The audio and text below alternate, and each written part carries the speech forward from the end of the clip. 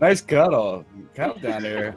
What's going on, everybody? Welcome to Friday Night Curse of Strahd. We're playing with some accents in the behind the scenes here. Yep. Parmesan cheese. Parmesan cheese. Hello. I hate you all. We love you, Corgi. Omni? It's fine. I love Omni tonight. I hate the rest of you. I'm trying to get her to say it again, Elmy, so we can get a sound clip. That's all. That's all I was trying to do. What's going on for a Friday? How's everyone? How's the week been? And all that good stuff. Good. He's like, what did I do? Oh, you didn't do anything, Offie. Exactly. Hey, Omni. You did nothing. You're innocent in all of this. Hi, Wingy Panda. It's the rest of them. Yeah, it's We- all of us. Yeah. We take full responsibility. That's all I'm saying. We'll take full responsibility. Yep. We'll own it. My fault. 100%. He said it's usually the other way around. I can neither confirm nor deny that. Oh, some good times. Good times. So how's everyone's week been? I hope everybody's enjoying the D&D streams that we have. We usually close out the week, but we had a nice Wednesday stream with IMAG's Tail. Fortunately, Milmerk has ascended to godhood. Reascended. Reascended. That's a good way of putting it. Okay. And a nice labyrinth run yesterday in the Dragon's Rest. Hope everyone Emphasis catches on the vibes run. for that. Emphasis on the Yes. run. And there was a Rancor. I swear it was a Rancor. Me and Nils on the same wavelength with that. Yep. Could have been. It could have been. With how he explained it with the claws and everything, that's exactly what Yeah. we pictured. Yep. Real big. Yep. But and we had a dramatic end to that one. And then here we are, picking up from last week. Left off with a cliffhanger, as I always do. Tragically. Oh yeah, combat. Right. Yeah, combat. Now It all comes Suddenly flooding remembered. back, right? Yeah. All the memories. now it rings a bell. Yep. Oh boy. Yeah. I won't ruin the recap part, but so we do have a lot I want to get into tonight. So I guess if our scribe is done eating crackers, we can go ahead and put the recap. Okay, I was just making sure Discord was unmuted. Just checking. There you go. Mm-hmm. Gotta keep tabs on you guys. Yes. So let's Indeed. get it open. All right. They wake in the morning and have some breakfast. They hear a lot of people in the tavern murmuring about tea that will take place at the mansion that afternoon. Erwin comes over to them and asks what he can do to help them. He suggests that they take Irina to the local church and Father Lucian Petrovich. The ground is hallowed and Strahd may not tread there. He says that his order might also be able to help, might be able to do something to help them. They are the keepers of the feather. Talk asks him for information on the mad mage they've heard about. Erwin says that they last heard of the mage, he was in the mountains north of the lake, but they haven't seen him in a long time. They then begin to ask. He then begins to ask them if they will help in overthrowing the Burgermeister and his family. His idea is to put the two main families in Vlaki against each other, the Burgermeisters and the Watcher family. That will hopefully result in a coup. Erwin tells them that, unfortunately, before he can include them in the group, or include the group in on the details of the plan, the other members of the Keepers want to gain their trust first. They need to go on a quest for Erwin to find about the supply shortage for the wine for the inn. He suggests that they stay away from the windmill to the southeast. Outside, the two men in cloaks, or outside, they see two women in cloaks with silver pins. They run to Tarnok and excitedly say, "You're our savior. Mother Knight promised you would come save us." He asks one of them for their cloak. They excitedly run off and turn north down a nearby street. The group oddly stares at Tarnok as they separate into two groups. Talk and Zephyr go with a disguised Irina towards the church, and the other half with Balfour disguised as Irina go to the magic shop called the Failernarine. It's a word. Anyway, Tarnok tells. The magic shop was the Faelar. Mirage. Oh, Sand. Oh, it was, Yeah, Mirage then what- Sand. oh, it was run by this person. Sorry. Yeah. It's the yeah. Mirage run by that person. I apologize. Thank you. I skipped a word. you make me go back on my made up names here. Find out what I gave you. But yeah. Faelar? Phelan Bareth. So it's Faelyn. Last name is Lyn. Bir. Okay, that's not what I had. So Faye. It's what it's Phelan Bareth. So it's Birieth. If I can pronounce that, you get a free cookie. Okay. And then Respell the last name again, because what you gave me and what I had written down are not the same. It probably is. So it's Birieth. Okay. Hey, Lynn. Tarnok sells the spell book he found at the death house for 250 gold. As they exit the shop, they see Isaac walking down the road with a few guards. They quickly duck into another store named the Shady Fawn. After he walks by, they sneak out behind him in hopes to make their way back to the inn. But Isaac walks into the inn. They decide to use back alleys to make their way to the church instead. When Zephyr, and Irina get to the church, they are greeted by a young human male named, we decided, Millie. He shows them the office of Father Lucian, and they knock on his door. The father invites them in. While speaking with him about the city, they learn that his sister is the wife of the burgomaster, but he is no friend to the Baron. They get down to business and begin to explain to him what that they would like to hide Irina there as the ground in the church is hollowed. He nervously tells them that the truth is the bones have been stolen. He asks if they have any idea who stole them, or Hawk asks if he has any idea who stole them. And his father, oh my gosh, words today. And the father feels that it was the boy Millie, but swears he only told his adopted son Yeska about the bones. He swears no one else knows that they are missing. Talk and Zephyr go out to speak with Millie first. They ask him indirect questions about the Church of St. Andral's. They begin to ask him specifically about the bones. He starts to become slightly evasive. Just then, the rest of the group walks up to the church. Upon seeing Tarnok approaching, Millie yells, "Devil! The cultists speak of the devil that will take down the burgomaster. Leave! I don't know anything about the missing bones." Upon saying that, Talk picks him up and says, "How do you know they are missing?" Yeska told Hendrik about the bones. And I took them for Hendrik Vandervoort so I could feed my family. Who is Hendrik? He quickly replies that he is the coffin maker. Talk drags him into Father's office and tells them what they have learned. Father Lucian pleads with them to go get the bones back and says he will deal with Millie's punishment. They wander down the back streets and alleys again to avoid being seen. One of them leads them past a toy shop and the burgomaster's mansion. Luckily, they are able to move without being noticed and eventually get to the coffin maker's shop. Tarnok, Talk, and Balfour walk into the shop and confront Hendrik. He attempts to tell them to leave, but easily caves when pressed about the bones. He tells them that the vampires told him to take them. Still outside, Kirkle and Nim go through a second-floor window. Upon hearing, that is where the bones are hidden. Hendrik says that a well-dressed nobleman named Vasily von Holtz came and spoke with him, promising him good business. But he later found out it was Strahd. Before he knew it, he was in too deep in being forced to steal the bones so the vampires could invade the city with little resistance. There are also 6 vampires in barrels in the attic. He leads them up to his bedroom and Talk collects the bones from a cupboard.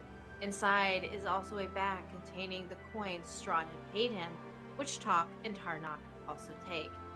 In a very loosely concocted plan, which Nim is completely against, They decide to stab the vampires in the barrels, but since there are 8 barrels, they randomly pick 6 and ready themselves. Oh yeah. Right. Dun, dun, dun. Okay. Sorry, Nim. It's all coming back to me now. Yeah. I forgot. I like we the were underlined thing, dude. It playing was whack-a-mole. completely against this. She was very against it, so I made a note of that. She was very adamant, just burning the whole place down. Agreed. So See what that's what we- happens. But if what I believe is true, I'm gonna tell you. I told you so. Okay.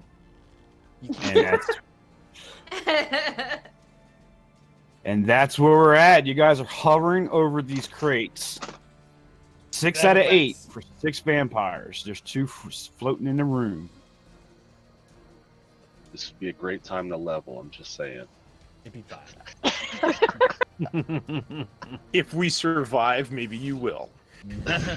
Well, yeah, that's know, why I was right? mentioning it ahead of time. So right off the All bat, let's we're- roll initiative. He did What? give No. us. He did Surprise give us round, a right? surprise round. Yeah, we get the initiative rolled. He in. still wants initiative rolled. Yeah, just get to have an order for the surprise round. Oh, mine didn't 20. come through. I got an 18.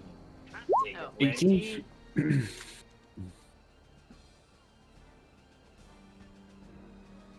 Turn it up. Dang. Down 20. Dun, dun, dun. We're playing whack-a-mole. 22. Nice. I rolled a 19 or an 18 on the I know. I had to get you in the sheet first. That's all. Oh, okay. Now I understand. But I didn't show up in the turn order. Kick your token. Click your token. Don't forget to click your token. And I reroll. kicked the token. Get that reroll. 7. 22. 3 it is.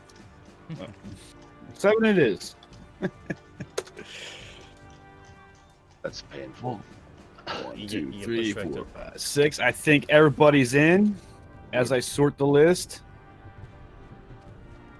Kroger goes first with his first roll, 22, sitting top of a crate. Your move.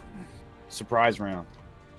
Uh, Dun dun dun. okay, so we all have stakes. What do we roll for the stake? It'd be improvised weapon. I'd do a 1d6 with it. You can do a proficiency for an attack roll, but Okay. yeah. Okay, so I'm gonna roll a d20. Add 6 to it. So Alright. real quick, you're gonna stab the crate, or you're gonna open the crate first and then stab. Well, I mean, I'm strong. I figure I can stab right through the crate. Right for a wooden crate. Yep. And I With a got wooden stake. With my wooden devil's stake. sight. You know, I know exactly where his heart is. Okay. Okay, so I open the crate. Open the crate, he says. Inside is laying. Well, okay, hold. Does it have a hinge? Is it just a lid I can lift It's a- off? Or do I have to Yeah. like get a crowbar and unnail this thing? Like, no, I'm not gonna play it that way. yeah. You didn't nail it. They're not nailed shut. You throw the lid back, and inside is pile of dirt. Inside the dirt, you see the head and chest of a vampire spawn. Stabby stab. Okay, then I'll stab that in the heart. Okay. 20 to hit. You hit. You stab it, and his eyes lights up, and it can't move. For 9 damage. Oh, if that even matters. It does. Okay. It does. But like I said, it's eyes, and it tries to hiss, and it's basically incapacitated at the moment. Bonus action, hex it. Okay. Can you do bonus actions on surprise round? Yeah, sure. Yeah. You still have- It's you still, still it's still have- around. It's a Even full though round. Yep. it's still, you've got your normal action, you've got your movement, everything's still the same. It's just we get a full round before they get to do anything. That's Yeah. all it is. Just look it up. Tarnock is up as you hear the ungodly scream of a vampire spawn and just Korgel just stabbed. You're looking at your crate. All right, I open my crate. And inside, you see a dirt pile with a vampire sitting there. Now, catching eyes with you. Okay, so I'll hit it with my stake. Okay? 17 to hit. You drive it right in its heart as it wails an ungodly sound, and it is basically incapacitated. So, what's the damage? Is that one? It's 1d6. You said. Yeah.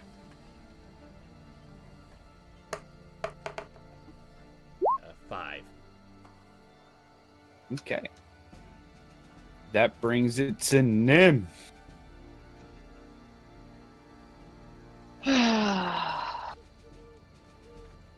I open the crate. Check in a box. Yeah, tuck in the box. Inside the Oh, crate, it's you quiet. see. Yes. Inside the crate, you see pile of dirt with a vampire looking at you. Take the stake and smash it into its heart. And which one do I have to hit? Just hit the unarmed.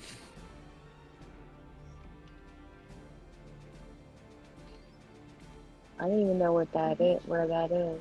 It's Action under menu. under actions and attacks. It's probably like down towards the bottom of the list. Okay. Attack. Unarmed strike.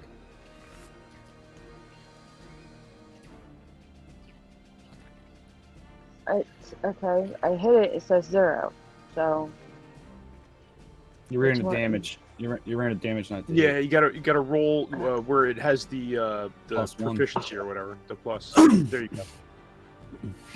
it's an 8. Uh-oh. Let me check.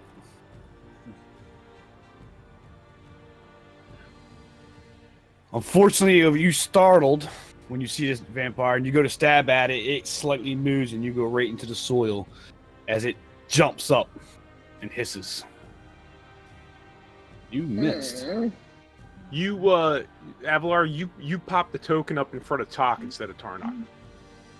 Yeah, I was about to say that. I was waiting for Nim to finish her turn before I said that. Yeah. I noticed that. Oh, shucks. Oh, well. Well, now I can't do No. anything else, or can I? Now I'm ready to run. No. Disengage. Oh no, Nims is alive. Wait, mine's alive.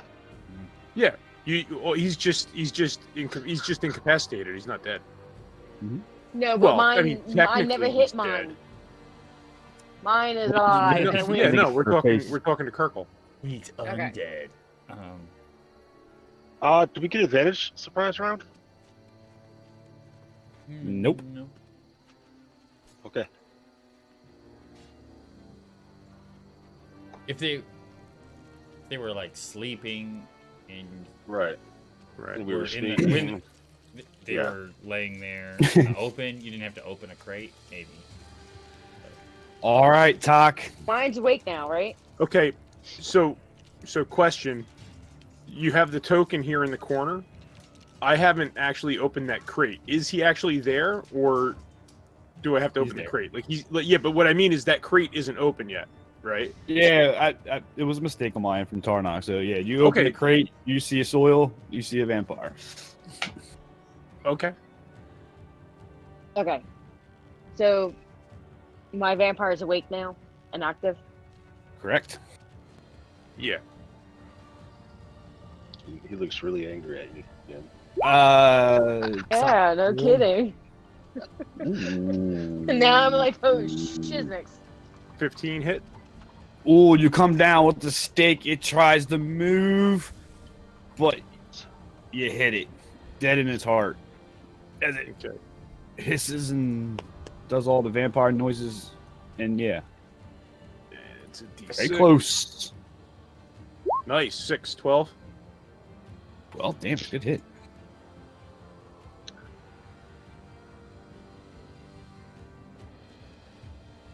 Zephyr. How are you guys getting 12? I rolled a d6. You didn't add your proficiency You got to add proficiency. and your I ability should have mod. just used my rapier. So Instead it of would have been a 10 damage on mine. Anyway, continue. And now it's Zephyr. He's muted. Sorry. I forgot that, crap. Crackers. Crackers come first. Oh, As you hang over your crate, eating a cracker. I don't know if that's good enough.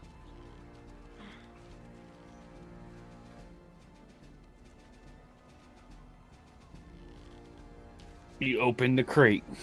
I assume. The suspense, yes. As you throw back the lid of your crate, you see dirt and a vampire. You're killing me here. You're killing me. I know. Not yet.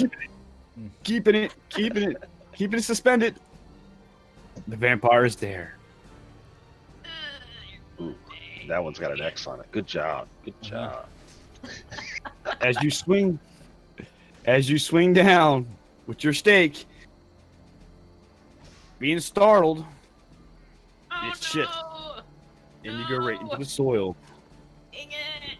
Then it bursts this crate open and stands up just like Neem's vampire did.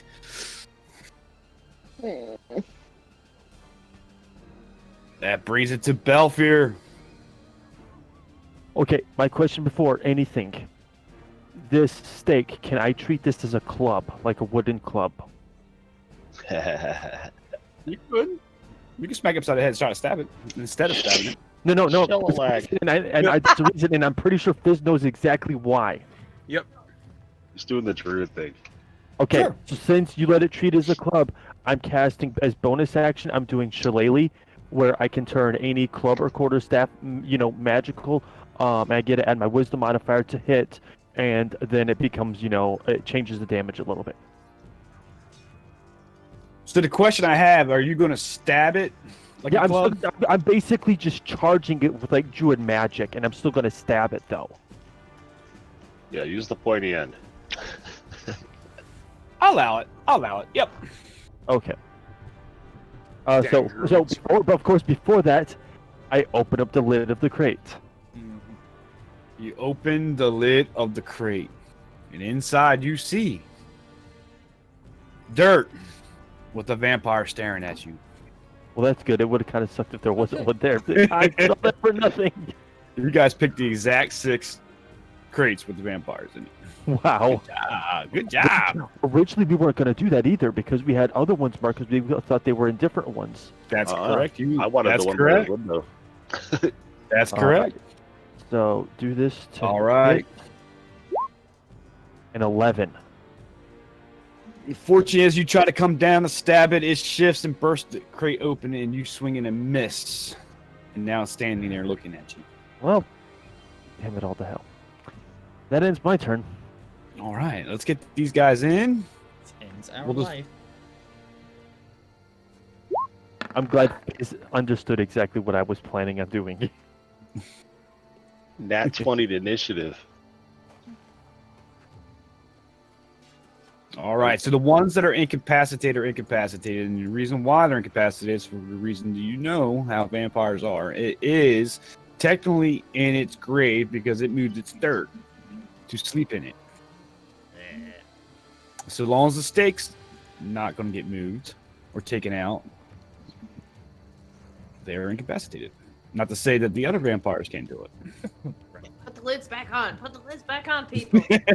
Hey, just remember, all of you have flasks of holy water. Mhm. Mm. I'm drinking mine now just in case he's trying to drink my blood. And a second steak, now. correct? We all had 2 And steaks too, steak. right? Yep. Okay. Yep. All right. I'm rolling to get him in. That's all. Oh, I'm so happy. I know. some GMs roll once for all the same type of mobs, and if they all had like the 23, that'd have been a pretty rough round. That would have been a rough round. Yeah. It'll be most fine. teams, that's exactly what they do. Sometimes with minions and mobs, I'll do that, but when it comes to things like these guys, I won't. All right. First up now is the vampire spawn in front of Balefear. None of them. As it reaches out to grab him for a grapple. You choose either dexterity or athletics or strength, which is strength. Yeah, so I'm going acrobatics. I'm going acrobatics. All right, I roll my. I rolled a 16. I rolled an 8. You got out. You're out. You can't grab this. Right. But as you try to go away, because it's claw, as he's trying to grab you with his claw, like a hug kind of thing, he's got a claw attack. He still gets 2. Here you go. 24 hit. Yeah, 24 hits. 9 slashing. Okay. That's Quirgle's turn. Well, I hexed him. I'm gonna hit him with the water. Okay. Oh wait. Mine's incapacitated. You can pour the water on his head. Yeah, but he can't do it. He's just stuck there, right? I'm gonna try to take care of the ones that are alive. So I'll gang up with you.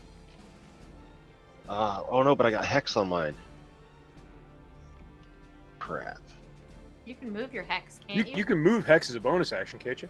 I think I have to kill him first. Do you? You might. Or that might be Hunter's Mark. I don't know. Hunter's No, Mark. Hex Hunter's is Mark probably you the do. same. Hunter's Is it mark after- is stuck after on the one target till you dies? kill it. Yeah.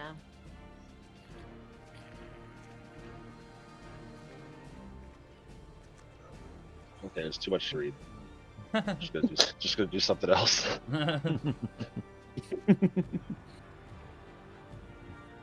I'll hit this one with the net. So one in front of Balefear. Okay. With the net. Okay. Yeah, the target has to drop to 0 hit points before the spell ends. Then you can. Move And then you can use the bonus action. All right, I missed. You missed with the net. He was Yep. able to shit that away. As he's glaring at you with his teeth, fangs, and everything else. And that was all of my actions. Okay. Nothing else I can do. That'd be in your turn. That brings it to this guy. And he is incapacitated, can't do anything. That brings it to the one in front of Zephyr. He reaches out to grab her. I'm so excited. You don't even know. So you have a choice between dexterity or athletics or acrobatics. Is it a As I- city? It's a grapple, so it's a check.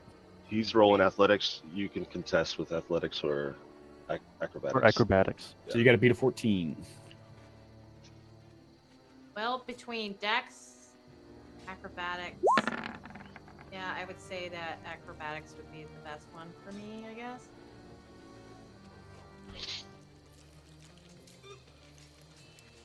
Closing my eyes. Nice. 21. Ooh. Jeez. Get Ooh. wrecked, son. But the claw still comes after. Was a 20 hit? I mean, Nine does se- a 20. I had to ask. 9 slash. I'm used to like war forges with 22 AC. I don't know what's going on with that at all. 9 slash into Zephyr, so that brings it. What's in that turn? That brings it to Tarnok. That's me. That's my character. Right. That'd be you. I hope so. I get confused. I'm going to drop the lid back down on this guy. And, Okay. Move. Oh boy. I'm gonna move around this way. I want to get to the other side of Zephyr's vampire do. Okay. And then make an attack on that one, the blue one there, with my glaive. And you got advantage. Which is shift control. No, gotta click Shift. right screen probably. There you go. Swings with the glaive. Crit. Nice. Crit. Crit. All right. What was that? Is that a 1? So that'd be 10 plus 1 plus 3, so 14. But I think I have 14.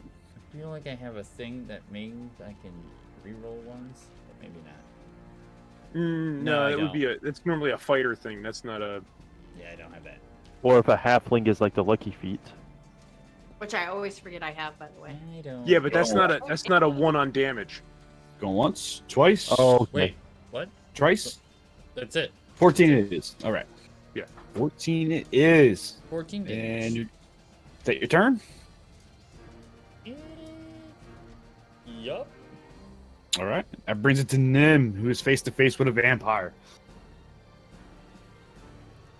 She's gonna like get the heck out of Dodge. Watch her run. Oh, there's a window right next to her. That's two opportunity attacks, at least. Yeah, she has disengaged though. Disengage one, not the other. Maybe. How's that work? Which of? Wait, One's incapacitated. That's a good. yeah, the other one's It'll only get 1 incapacitated. attack on the AOP. And then attack That's what me? you mean. Uh-oh, do I need you back? So my No, we were just my- hypothesizing. yeah, my thought pattern is this: is that orange and blue are Did you not guys for a minute? incapacitated. And yeah, and if she says she wants to take off to the middle of the room, she's provoking at least 2 of Oh, them. if she want, yeah, okay. But if she wants to jump out the window that's next to her, Yeah, there's a window right next to her. Okay. That's what we were making the comment That's- about. I mean, that's the second floor. Man, you're going window. straight Yeah, out, jumping out. Okay. Second floor I window. was straight in the room, at least crossbow This is shot. all up to Nim on what she wants to do. Yeah, we're just hypothesizing what Nim would do. I'd try and stab him again personally. Go after him. Yep. Beat him. I think she went AFK real quick dealing with the kiddos. But I was like, man, I'll at least stay in the room and try to help. You're like, jump out the window. Disengage and dive out the window head first. She's gonna Rogue just look life. at him. I told you. Take my chances. I'll take my chances with the ground. Thank you. That's exactly what she would do. I told you so. Jump out. Exactly what she would do. My action, light a torch, and then my movement, jump out the window. Okay, guys, I'm actually transferring my computer and everything to a different room because I keep on dropping from. I can't. I'm hearing half of what you guys are saying and half not. Okay. That's fine. Honestly, we're just babbling, so I I don't know. if I'm hearing or not. Strategizing. We're strategizing. Yeah, you strategizing for me. Strategizing. Yeah, that's exactly what we're doing. Checking for Nim. Battling. What would Nim do? What would the walrus do? Whoa, what was that? There's a thing. Obni, You what would follow. you do? Obni, be sensei. What Yeah. would you do? Golden Master. Thank you Thanks for the follow. Yay! Thank you. See, can you guys hear me now? Yep. All right, Yep. so this is what I really want to do. I actually want to tape. I don't know if I can. Okay, I don't know if I could pick up the stake, have my rapier in one hand, stake in the other hand. Okay, he's standing up. He's alive. He's about to come at me. I'm going to react. I want to take the rapier with the booming blade on it and hit him. Like try to decapitate him while putting the other hand into his chest, into his heart. That way, if he does go to move, the rapier is inside of him. You can booming blade him with the Blade a stake. bonus action. Yeah, you can booming blade him with the stake because it's a melee attack. So you can use the stake to make the booming blade attack. The problem with two-handed fighting or two-weapon fighting is they both have to be light melee weapons, and the improvised weapon is going to count as a simple, not a light, I think. Same as the rapier. You can attack with one Well- of those weapons. Rapier's a light weapon, isn't it? Well, Rapier's a Avalar has finesse. Yeah, Avalar has Oh. bestowed upon it for Light status. Light status. Oh, fair. You guys gonna have to keep reminding me. See, that's what I want to do, but what reality can I do? That's a whole different story. Given the fact So that it's a that's steak, why I'm throwing ideas out there in my head. given the fact That's that it's a what's up. steak, and I would compare it that it's almost like a dagger. I'll Okay. allow it. That's fair. DM has ruled. Nim, do. That's it. You can do it. You can do Do it. it, girl. Do it. Stabby, stabby. So it's not resting in the soil no more. So incapacitated is off the board. But Yeah, but stabbing it isn't going to stop him anymore because he's not rested. Mm-mm. It's fine. It does You damage. make a great point. It does damage. The spike with a D6 is going to do more damage Than the dagger with a D4. than a dagger with a D4. So hit him with the But rapier. it also depends because it could have a lower to hit for you as well. Okay, so the rapier would just immediately weapon. you can do So I both. can use- Yeah. That's what I He's kind of he's wanted gonna to he's gonna do. let well, Mm. yeah no Yeah, he just said it too. Avalar just Okay. ruled on it. He said yeah Jeez. he'll allow it. Oh, okay. Sorry. It's Well, your heart okay. want to break. So when I go to do it and whatnot, and after I do it, would I be able to do disengage? No. No. You'll have used your bonus action and everything else to do it. See, that's why I was asking. Mhm. You won't be able to go, but you won't be able to move. But you'll get your attacks in. All Just- right. Just kill it. Just You don't have to protect worry me, about it. man. Yeah, if you kill it, it won't matter. I Here gotta they come. stab it with the rapier. Do it, girl. Do it. Do it. Do If it. you're a booming blade, That was the damage. You got to roll the attack, right? Oh, Roll the attack. okay. I did hit the wrong one then. Mhm. 16. Cool. So this is with the rapier. Yes. As you slash across with the rapier, you have made contact with it. You have hit for 10 damage with the rapier. Magical. Okay, and then I have the other thing in the other hand. Yeah, the Go ahead, stake make in the other hand. Yep, So what? make it Which one? unarmed with the +1. To see if you hit it. Oh goodness gracious! And that's got the booming blade on it. Yep. So if he moves, he'll take damage. It says 14. 14 unfortunately misses. Ugh. Ah. And we'll leave it with that. So that brings it to the. I'm assuming you're not going to move. I wanted to move. I wanted to disengage, but I was told I can't. You can't. You can, but You can move. You'll take an opportunity attack. You can't disengage, Right. but you can move. It's just gonna hurt. Yeah, Maybe. it would. maybe, possibly, probably. On a rogue, yeah, Most it's gonna likely. hurt. Probably. It's likely gonna hurt. Please, Lord, help me. You good? Yeah, good. All right. So that brings it to the vampire spawn. It was Tarnox, but unfortunately it's incapacitated, and that brings it to Talk. Okay, so I am going to run over here. Here. Would I still get advantage here or no? Advantage? On blue, On orange, on Nims. Why would you get advantage? I'm asking if this Yeah, position is okay or if I have to stand on top of the lumber pile is basically what I'm asking. I think you're both. I think the vampire is. Now it's not a. I can't now. Okay, no, that's fair. I just figured I'd ask.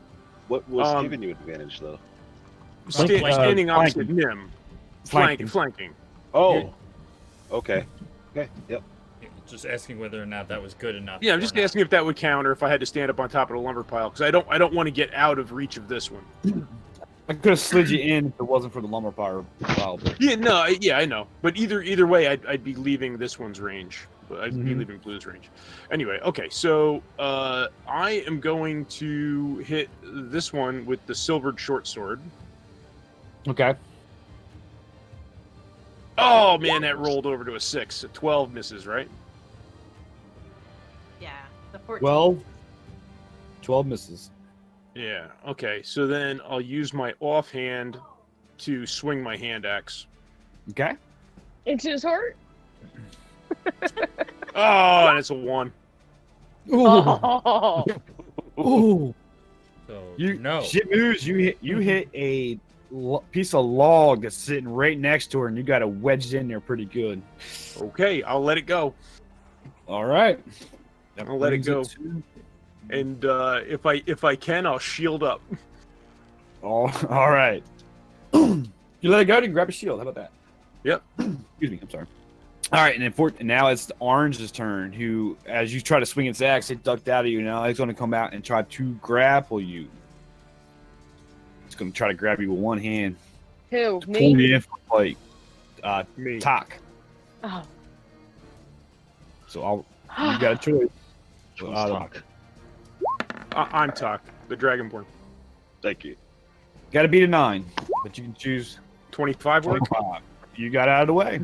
It's still going to slash you with the claws as it came across.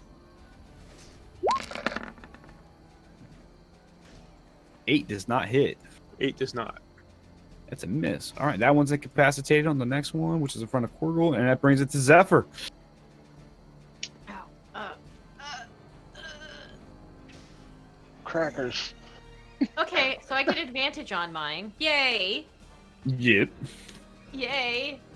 What do I have? Yay for crackers. I am going to use my bonus action to cast Slayer's Prey. You can see one you can see within 60 feet, and the first time each turn you hit a target with a weapon attack, it takes an extra 1d6 damage. The benefit lasts until I take a short rest or until I designate a new target. Cool. Okay. Okay. Does the flask of holy water count as a weapon? Yes, it's a ranged weapon. Okay, then I'm going to take it and just smash one into it. Nice. And a ranged spell attack would be... Well, it would be. It's not a spell, right?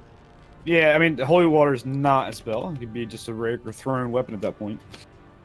So what would I roll? Just roll be your range. one, but plus my... Would I be proficient in it? I don't know. Well, would it be unarmed? Would it be unarmed strike? No, Basically, because I'll- throwing's based on a couple things, dexterity and strength. So I'll let you use the short bow. Just take the proficiency off of it. I'll let you use the That's modifier. okay. I'll roll a 1d20, add 4 to it for my dex modifier. Okay. How's that? Yep.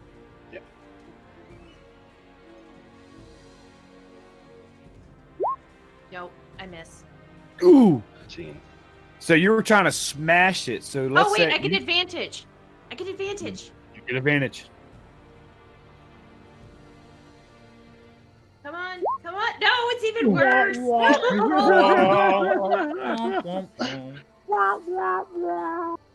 So this is how I'll play it. You try to smash it in his face instead of throwing it. So you still have it in your hand. She just ducked out of the way. Ah, butthead. Okay. I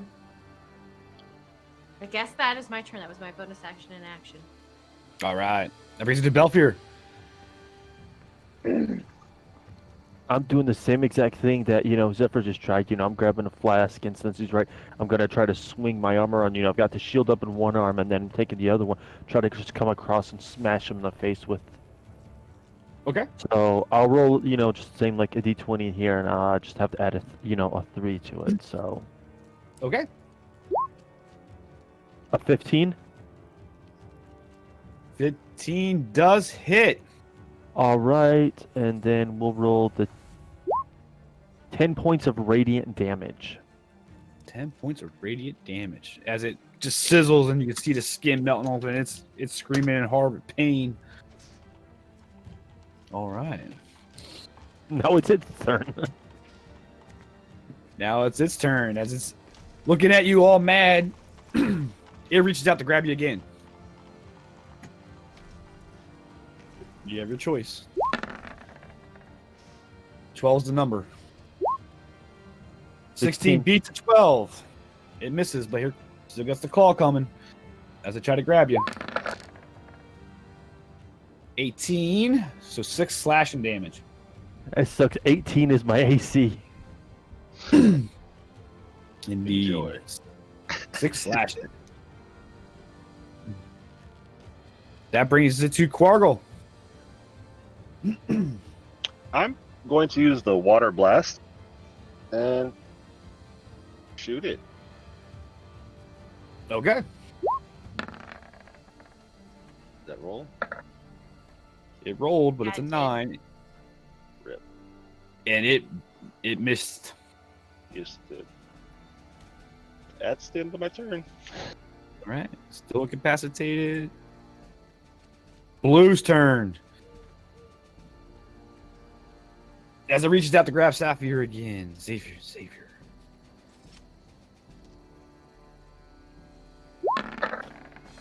Is that what you heard? Zephyr. Oh. Oh, what? It's hitting me? Oh, It's trying to grab sorry. you. I was 6 to number. typing. It's okay. I understand. I'm going slow today. I said your name wrong anyway. I'm like a nimble little. It doesn't You come are. close. Nim's a Yes, little what? Oh, I said I'm like a nimble little what? I can't hit anything, but I'm like dodge and weave. I do we. As I reached out to hit you, here comes the claw. Let's see if it makes damage. 18 is the number. 7 slashing damage Yeah, of course that hits me. for 7. Tarnok. Yes. Okay. So I'm going to assume that Big Blue here is facing the opposite direction at Little Blue over there. Correct. Back towards you. Okay. So, I would like to. I can't do that. It takes too long. So I'll just. I want to hold him, grab him, and hold him still. So I'll just grapple. Yes. You're gonna grapple. I'm going to hold him for the other two there to actually hit him. That's my All hope. right. So you want to give the help action or you want to grapple? I want to grapple. He wants to grapple because if the vampire stays grappled, it'll be more than just one help action. Right. Mhm. All right. You reach out to grab hold of this vampire. So that'll free your strength, and I choose strength. 17. Wow. Okay. He's a strong boy. Oh, Natural fail. One. Fail. Natural What? 1. Yeah, Does Rick, he son. like crush him a little bit? Does he actually hurt him doing this? I'm gonna hold. I was gonna say, how you want to grab him? So I'm gonna have the bring the glaive around in front of him and pull him Okay. up to me. So he has like I'm holding the glaive on both sides of him at this point. Right across the center mass there. Okay. Do you Did he have his okay? arms? In the crate. I don't have his. Do you Yeah, have his I mean, arms wait. in it? well, Way he's got him. He's got at least the left arm's free, but the right one he can't get above the glaive. That's how probably that will look. Okay. So his right arm's probably tied down. Anything in front of it, he can still grab. He can still grab after Zephyr, but with the help action, you can pull her back. So we'll solve that depending on the combat. And does that But yes. give advantage on hits with him? Yeah. Yes. You get advantage on hits. Okay. That would be the help action. Grapple Mhm. just reduces somebody to 0 movement. Right, but isn't he restrained? He's restrained. No. I guess He's restrained. Oh, Because he natural. Can't one. move. Nim. Oh boy. Alright, so I hit him for 10 for last time, and well, I guess I'll just go ahead and use the rapier again, but this time I want to put booming blade on the rapier. And Okay. I'm not trying to slash him. I'm gonna just try to use the rapier and stab it into his head, into his heart.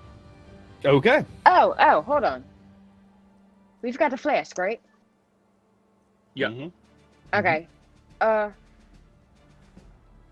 Can the flask be opened and poured? It's Take an magic. action to open it. It's a weapon, like a ranged weapon, like you throw it at them or hit them with it. Or smashing on Right. him, yeah. Yeah. Can I use it and use rapier to break it open on him? I don't know. I'm thinking. She's trying to be fancy with it. Chad, you can flavor it any way you want. The idea is you're going to break this bottle and splash them, so you can flavor it any way you want. You're going to have to drop at least one of your weapons, and it'll probably be your stake to grab your flask. Yeah, I would rather drop the stake Okay. and So keep you the drop the rapier. stake. So I have the flask in my hand and the rapier in my other. So Okay. I throw the flask at him, and I Okay. go to hit him with the rapier, but I guess I'm hitting the flask. I don't know. Throw the flask at him, and then I go try to hit him with the rapier. There you go. All right, tell you what, do the rapier first, since it's your main hand, and then right behind it, you're going to follow up with the holy water. Oh, all right. Try to work it within the rules. And then that rapier still got bone blade. I did say that. Oh, I didn't see it. I gotta go over there and I 20, did say that. 25. Is that a natural 20? You crit. Yes, it's a natural. You crit with the rapier. Girl. What's And the? she gets sneak attack because Tarnak and I are standing there. Yep. That's correct. Roll your. 11. Okay, 11 is the. It's a 2d8. So you're gonna max out the first one, and then you're gonna. Hold on. Well, you need to max out the first sneak attack too, right? Well, I hit the damage button for 1d8 plus 3. And then it added the crit, which made it 11. Right. Oh, the way So- that we do. Oh. Did I do it twice or no? No, We just do one. do full damage for the how we. I think Adler's mathing it for you, but basically what Yeah. we 19. do is we do just full damage plus Thank you. the roll. But then there's also How the sneak attack. So you big need to roll a is 1 this? die 6. Understood. So 19 from the rapier from the crit. Go ahead and do your sneak attack. So it should be at 25 and just take the sneak attack. 1d6? Yep. What? Whatever you're sneaking. Yeah. Wait. I just rolled a 1d6, which came out to a 5. Right. Okay. So 11. 30. 30. How did you? I do got that? 20. I got 24. Oh, I have. You guys are. Hey, question real Okay. quick. So she rolled Oh, 8. there's a lot of- You guys are adding everything Okay. total. So the first one was a full 8, max that out. Then it was a 7 and a 3, which is Oh, I thought it was an 8 and a 3. She Yeah, rolled an 8 it was plus 3, You're which right. is 11. You're right. So it'll be 18 plus 5 is 23. Okay, my only question is she like a full level 4 rogue? Yes. Because then Yes. she get That more means dice. sneak attack should be 2d6 because at level 3 it goes from 1d6 to 2d6 for sneak attack. Okay. We're gonna roll another d6. That was the only Yeah. question I had. That's Another 2d6. Did you Yeah, add one- one more d6? One, and you Just add one more one as a D6. 6. roll one more Yeah. d6. But when you Yes. roll crits, you roll double Just One more dice. d6. Yes. Too much talking. Okay, Just everybody stop. shh. Yeah, everybody shh. But you're only having to roll 1. Shh. Okay, stop. All right. Confusing her. Roll one more. No. Ah.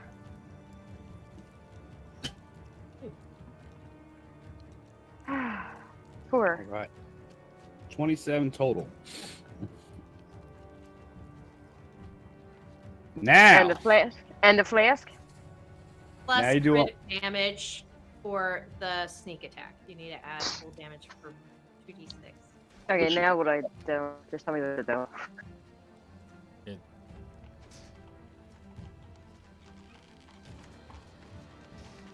What am I doing? I'm thinking because that'd be it's actually it'd be one more. It'd be 28 total with the crit on the first one. I'm sorry. No, that's sorry. I had another 6. It's 34. I got 33, but I'll take the 34. Okay. Well, you had. We're all goot and confused here. I know. Yeah. I just used the 28 he just said. I really did a number, didn't I? You broke us all. I was trying to hear the numbers, but there was a lot of talking over it. There was. But it's fair. So yes, now you follow up with the holy water, and it basically it'll be a range attack. Just roll your range attack, just for sake of argument. Strike? Range No, attack. Ranged? it'd be a Yeah. D20 plus your Dex modifier. So Yeah. You can actually just do a dex Okay. roll then, because that's going to yeah, be you a could just D20 do plus your- a Dex roll, because it would be the same thing. So if you just roll not a Dex save, but a Dex roll. That's true. Well, I just Smart did. I guys. rolled a 12, She- and it's a +3, so it's a 15. Okay, so 15. 15 hits. Good. Cool. And then it's what 2d6. Yeah, I don't remember the whole damage. What Oh, was So it what am I again? doing now? 2d6. It's 2d6 radiant damage.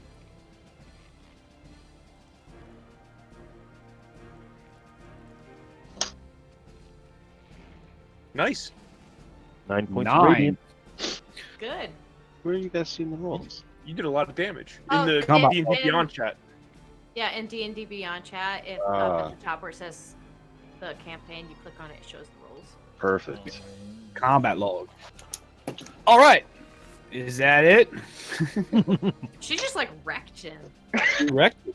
She wrecked it. Yeah. Or hit- That was hit- what, like 43 I can't points do of anything damage. else, right? No, you can move. That's about it. But all you do. Okay. Well, I can't. If I can't move with to disengage, then just might as well just stay there. It's actually technically here. You guys got all centered on my grid for some reason. But all right, That's because you're standing next to the boxes. that's right. Dramatic sake. Drama. That one is incapacitated. This brings it to Talk. I incapacitated it. Now the no, next one. It was the next one in the list. the green one. So what happened to the one I was hitting? I was fighting. So you slashed it deeply with the rapier to the point where it almost cut itself in half, and the holy water is like acid on it, so skin's melting and everything like that, and it's not cut in half, but it's got a big gash right around his chest area. And he's still melting. And he's skin's hurting. peeling down. Yeah, remember see RoboCop when he fell in the acid tank? Yes. Talk. Turn him at you. Go ahead. Hey, I also had booming blade on him. he didn't move. I know, but when he does go to move, Okay. Okay. Mm-hmm. Thanks for- All right. So if I attack the one that Tarnok's holding, would I get advantage or no? I have to stand where she's standing, where Zephyr's standing. Oh, you get advantage. Oh, because he's restrained. Never mind. Never mind. Yeah, I'm turn so at you. confused right now. It's all right. man, I've really meddled everybody's sword again. minds. No, it's not you. It's all the talking at the table. Nat 20, baby. All right. Woot! So- That's another crit. I'll let Yeah, you do the that's math. another- All right. He's like "Man, you do the math. So that's gonna be a 17 with a silver blade. Ooh. Yeah, to know. buddy. That's right. You picked that up at the Good. picked that up at the house. Good. At the house. Good to know. All right.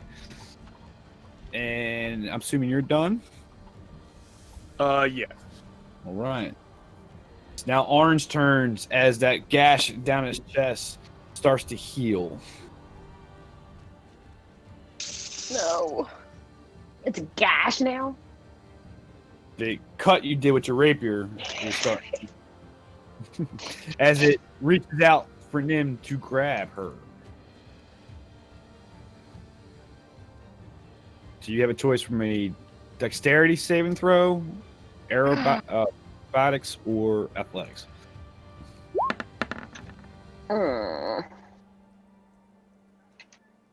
And your numbers to beat is 11. That's Do good. acrobatics as it comes in. Oh, 19. I just rolled acrobatics. Fine, you made it. Nice. But it still gets a claw attack, so here we go. As the shadow reaches out for you. Hold on, he's got booming blade on him. I He didn't hasn't move. moved yet. 19 to hit you. Yeah, he did. All right. That is 8 slashing. Mm. That brings it to the next vampire spawn who's incapacitated in front of Korgel, and that brings it Zephyr. Who As is Ubni's- going to try to do the same thing again. She's gonna try to whack it. I got a funny thing. And if I you did, roll- I did check. Grapple does not automatically make advantage, so it will be your call, Avalar. I say it's a help. Okay. I argue that rule because the way he's got to restrain. You can't move, you can't dodge. But if you roll a 1, you're smacking him in the face. Golly almighty! I'm just gonna leave. I can duck and weave, but I can't hit anything tonight. But you didn't roll Speaking a of that, 1. Crazy. You didn't roll a 1. That's all That's that it. matters, Speaking- baby. Well, speaking of that, Yeah. you kind of you brushed across Tarnok's face as you try to swing this flask at him. Watch the horns. Hit his nose a little bit. That brings it to Belfier if Les Zephyr wants to move. No, he's fine. Okay, that brings it to Belfier. Oh, Baffler's gonna do the same thing. He's grabbing another flask out of his pocket. He's gonna smash him in the face again. Okay. I'm just gonna roll, a dex throw because it'll give me my dex plus my, the bonus, the d20 plus the dex bonus. So, a 7. 7 misses, but just I keyed in on something you said. You're not taking you're still having your hand. You're not throwing it. You didn't waste it. I just swung it. And then hold that before. I'm just checking one other thing here real quick.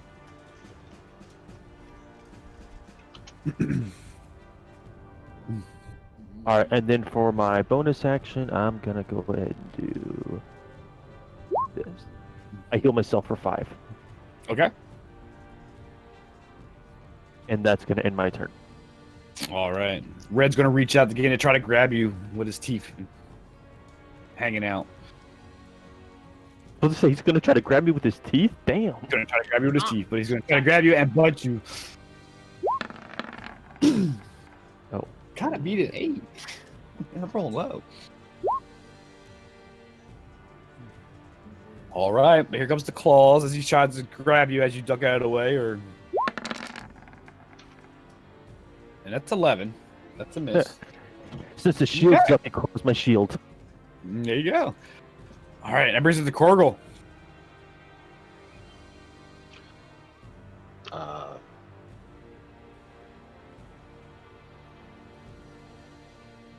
I'm just gonna water blast.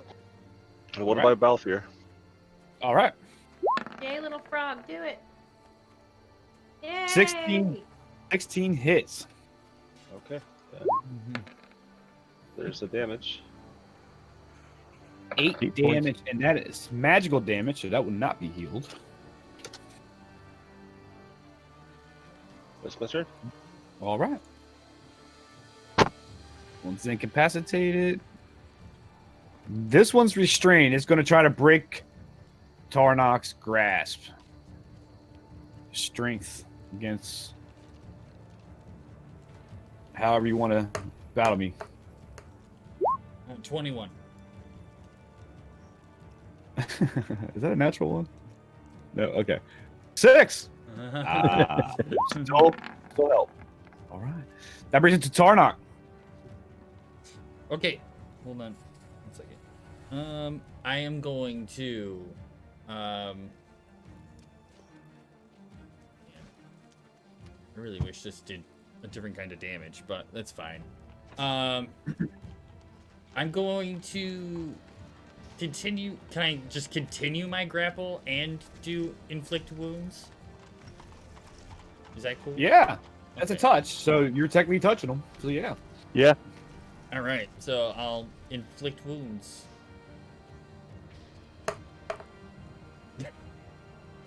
Critical. Oh, It's a crit. Nice.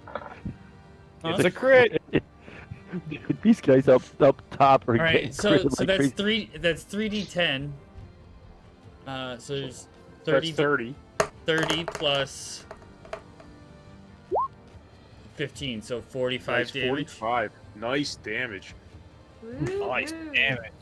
You feel the strength of it starting to get weak as you're holding it. You're not holding as hard anymore. And That's magical. That's a magical damage. That's not getting healed.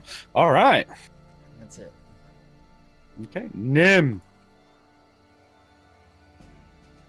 1-on-1 with this vampire. Sorry, I was talking to the kid. All right. Um. Your go. 1-on-1 with this vampire. Duking it out. All right. I don't know what else to do besides keep on slashing with the darn rapier. Sometimes that's the best option. But I want to change instead of booming blade. I'm gonna use green flame blade on it. Okay. I don't, Before you use green flame, what? I'm just checking something because green flame. It won't do any damage. Okay, until fifth green level. flame won't do any damage to that vampire. It will only do damage to another target next to it. So you're gonna waste green flame blade on that vampire. Well, it's also Moon- cantrip. Yeah, but Um, that's all right. But it's not going to do any damage. Like if two vampires were standing next to each other, you'd hurt the second one. But But there isn't one there. there Next isn't one level, there. they'll all do damage on hit. So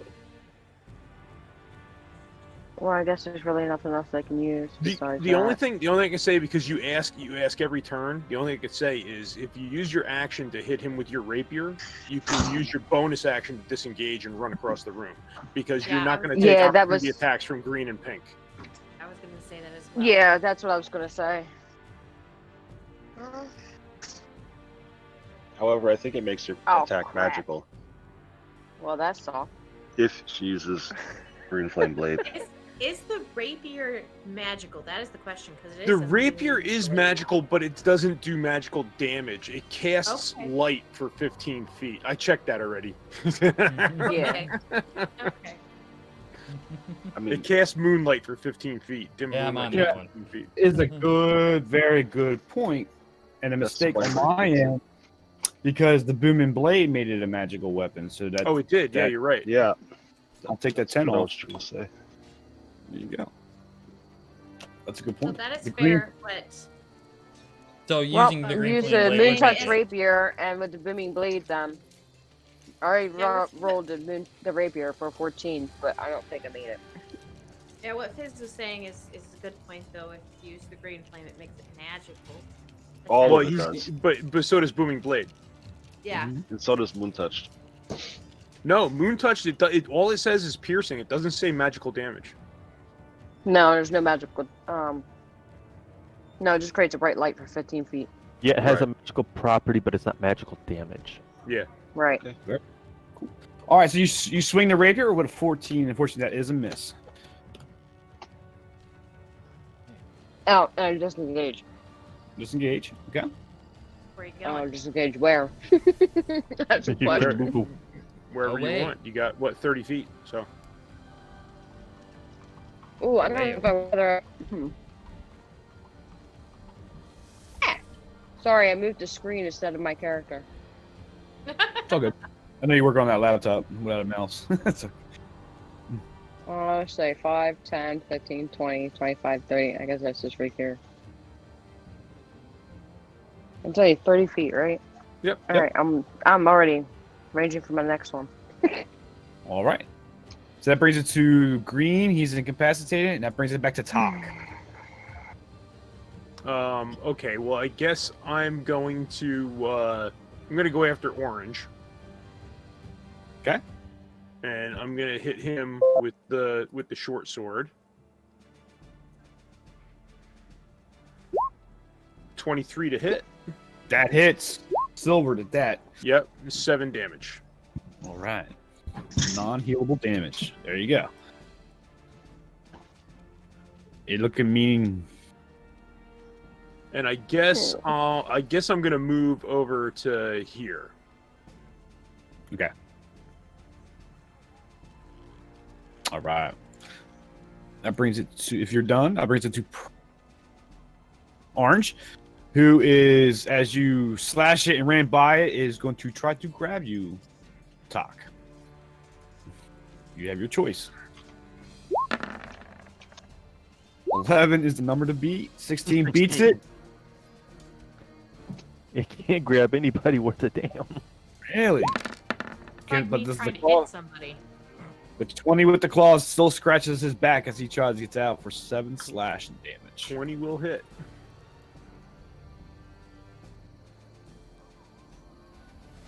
Purple is incapacitated, and that brings it to Zephyr. As Ubney says, Zipper. Don't start that again. I'm sorry. Okay. A stupid flask. I'm done with it. I'm going to cast Primal Savagery and attack Nice. him. Nice. And So are you like changed into like growing fangs, claws? I grow claws, I think. I'm just wondering how this is going down visually. You channel primal magic to cause your teeth or fingernails to sharpen. Ready to deliver a corrosive attack. Make a melee spell attack against one creature within 5 feet of you. On a hit, the target takes 1d10 acid damage. After the attack, the teeth and the claws return to normal. And she did max damage. Yeah, I want to roll perception to see if I've seen this. Oh, you can see it. You see it.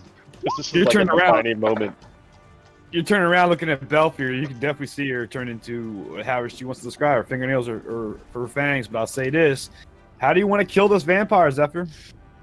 I just, Do I see it? I'm gonna like take my claws, like have my arms like horizontal to each other and the got bit. ground, and then I'm just gonna go across his neck, around the glaive. Around the glaive, she cuts it and carves it up as Tarnlock is just stunned. And Kirk will catch it with his 360 of his eyeball. I think of the He tells security camera. himself, don't get her mad. That's the way I'm looking at it too, like a little dome on top of my head. Yeah. Now. All right. Do you like occasionally like lick your eyeball with your tongue? Like, Keep your eyes. I red. do. It's actually in my description. You did that in the window to shut him out. When I express affection or contempt, I lick my eyeball. When he closed the door and pushed the dresser in front of it, he went to the window and licked his eyeball. That was just dust. That doesn't count. Keep telling yourself that. All right, Belfier. All right, same thing. Swing around with the flask again and give it another try. Okay. 21 to hit. It does hit. And 7 points of radiant. As the water splashes on it, melting its skin for 7 points of damage, it hisses and... And then bonus action, I'm gonna go ahead and give myself a +2 in my AC. All right. As you beef up with some Shield of Faith. That brings it to Red as it reaches out angrily to try to grab you one more time. Whatever you choose. Oh, he grabbed me this time. He grappled. Got an 8. Comes down with the bite. For 20. That's just my AC with my bonus and everything now. 14 points of damage. 7 points off your maximum hit point. Oof. As it draws blood and pulls back. And it heals. Wait. It does not heal. It does not heal. Does not heal. All the damage it's taken's been magical. Correct. But your blood drips down his jaws. His chin. He This heals Corgo from a sees bite, all this. though. Huh? It says right there. Look at the chat, right where you just.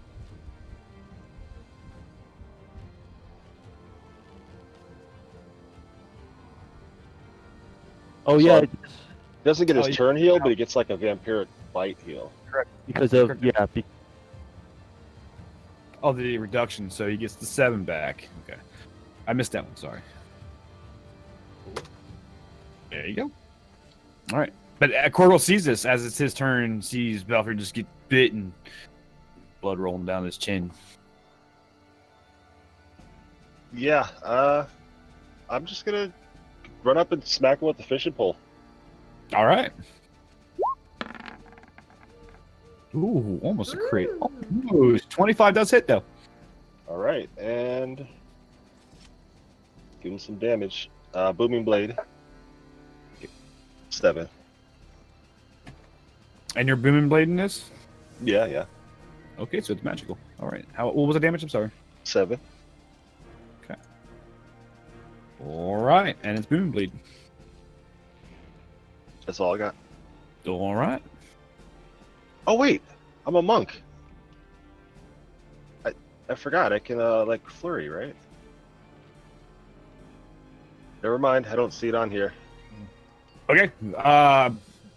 Pink, purple, whatever color that is incapacitated. That brings it to he's dead. Tarnok is holding a dead holding what's left of the damn vampire.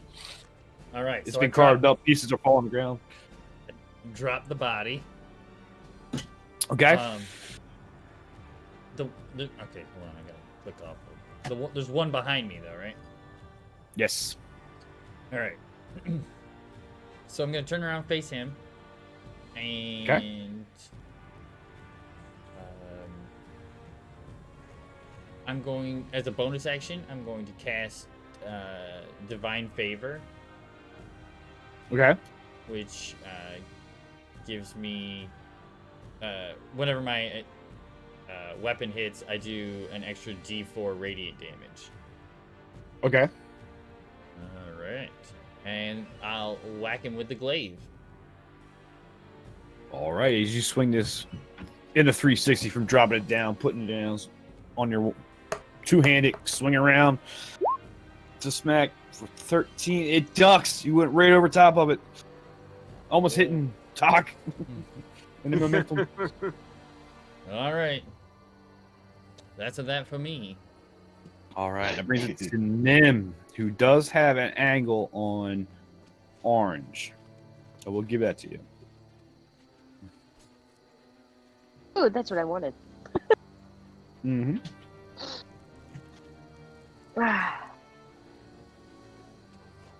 Do. Oh. How many feet am I allowed to... Am I able to do the, like, range spells? Yeah. Yeah. Yeah. Alright.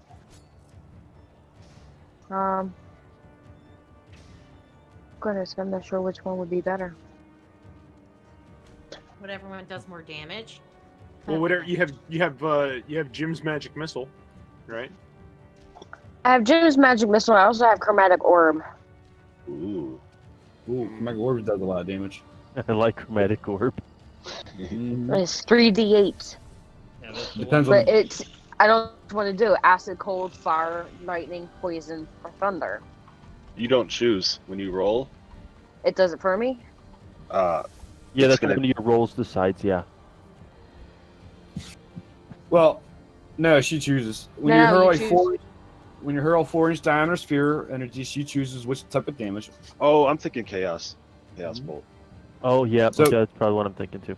Honestly, for sakes of time, it doesn't really matter which one you're gonna choose with these monsters. It doesn't matter. Okay. It's a, So if I you, guess I'll do this one this time. which one? Ah.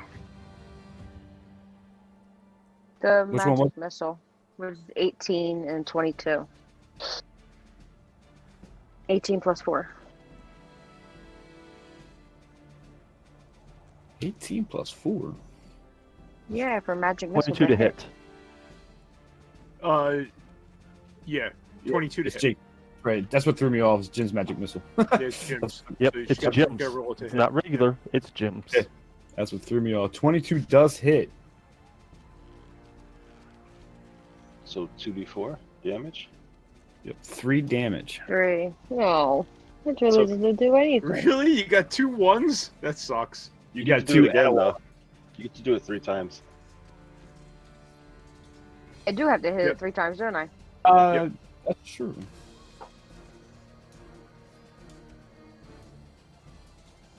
Yeah, So but you that's gotta 3, roll. 3, 5. Yeah, but you gotta roll. You gotta Attack. roll to hit each time also because you have a chance of them missing with Jim's. You have a chance of exploding in your face. It's great. Oh, that sounds fantastic. All right. That's what you. That's the trade-off for an extra D4. You create 3 twisting. Oh, great. So roll to hit 2 more times.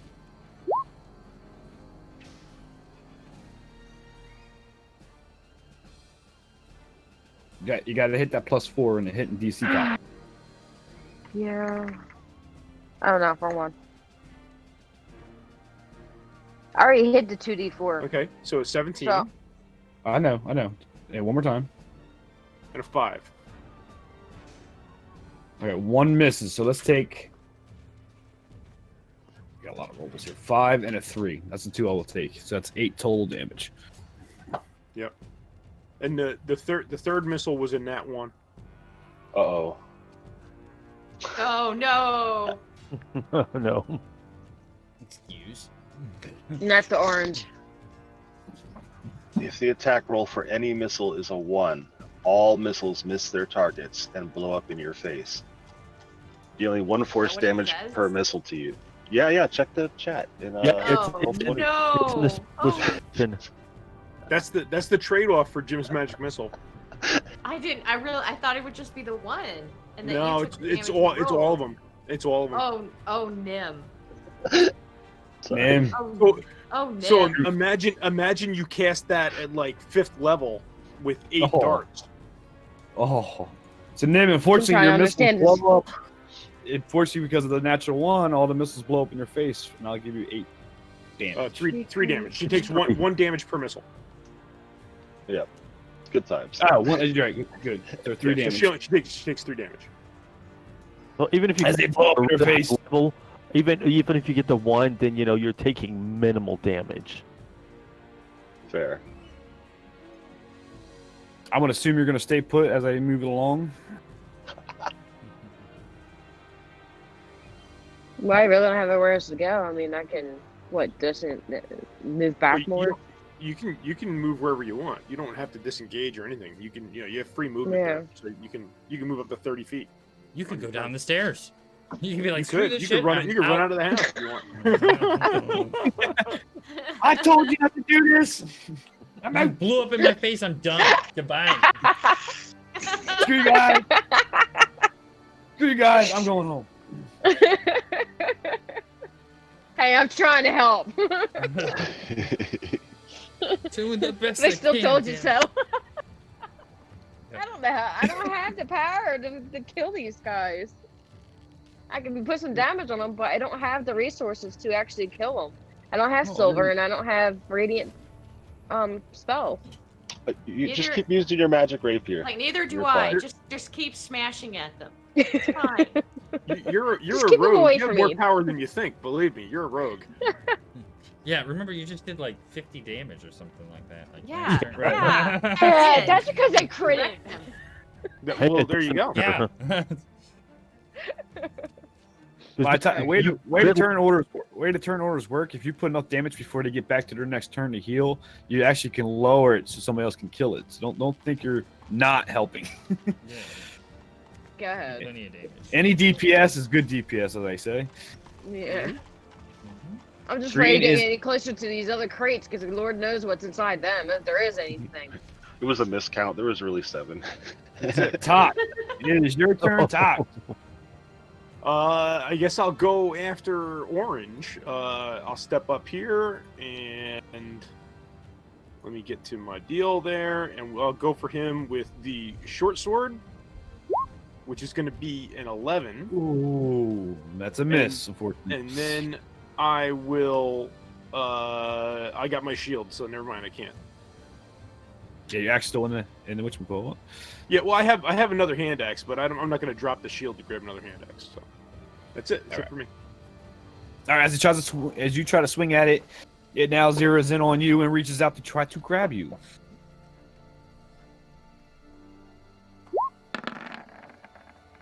$22 to grab is the number. He's got me. He's got you as he comes down with the bite.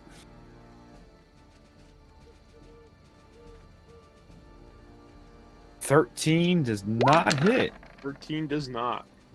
You're able to like slightly move out of the way as he tried to come down and clamp on you, and it did not. But he still got you grappled.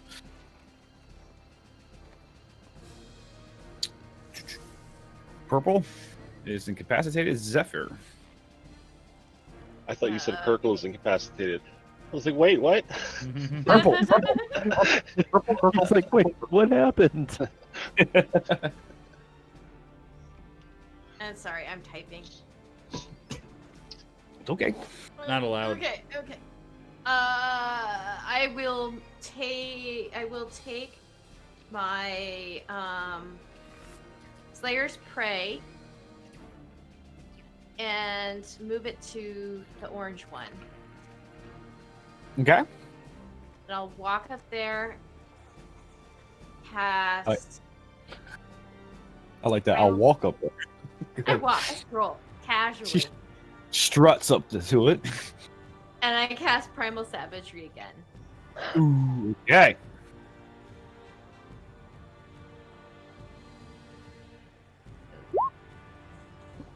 $21 hit. And max damage again. Plus Max. 1d6, I think. Plus 1d6 extra.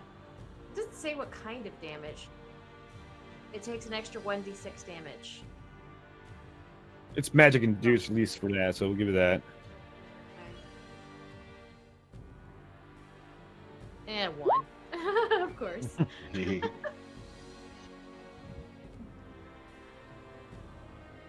Good hit, though. Good hit. It is not looking too healthy as half its skin is melted off. It's got gashes all over itself. It's not healing.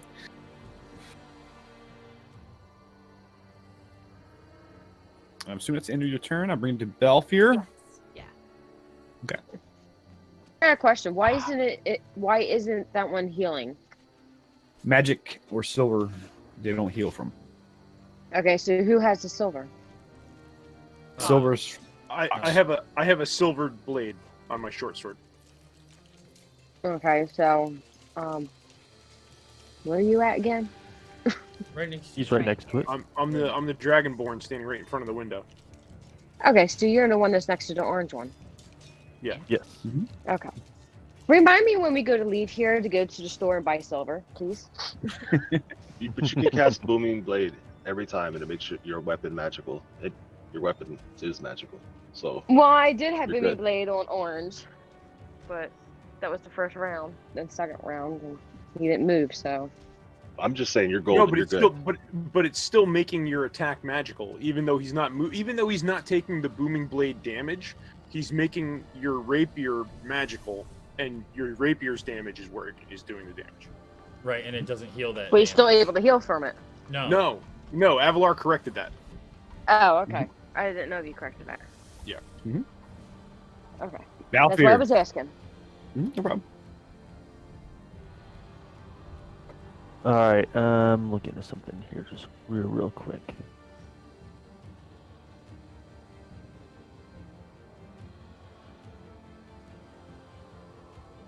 That explains why you positioned yourself all the way over there to start casting ranged magic. Okay, so first off, how does he have me? Does he just have me like by the front of my shirt, or how did he grab me? You said his one hand Yeah. grabbed me. Yeah, one hand grabbed you by your neck, pulled you in close for the bite. All right. I look over my shoulder to the very edge of this corner right here. Mhm. So pretty much on the end of this lumber pile here. Okay. And I summon my wildfire spirit. Nice. And since there's nobody actually in its range, nobody's gonna has to roll the dex save for the fire damage. Look at you, Johnny, on the spot. Brought the spirit right in. I'm getting used to these druids nowadays. You have access. You tried to use some of my tricks on me on Wednesday. Well, use one of my tricks on our party on Wednesday. Yeah, one of them. He was weak. Yep. Okay, and then Now, how come you didn't get the AOE effect? I missed that part. because I really had it more of kind of here where I can see him on the very edge, and Okay. nobody within. And from there, there's nobody within 10 feet of him. Gotcha. 10-4. So before I do anything else, so his turn will immediately be right after mine. Fair. So that was my action. As my bonus action, I'm gonna go ahead and do this real quick. And I'm fully aware that my max is reduced by 7, so I've kept that, in mind and everything. 10-4. So Okay. you heal for the 7, I think.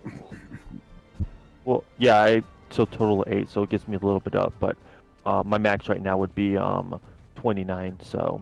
Gotcha. All right. Okay, and that ends my turn. And so then he's going to come right here.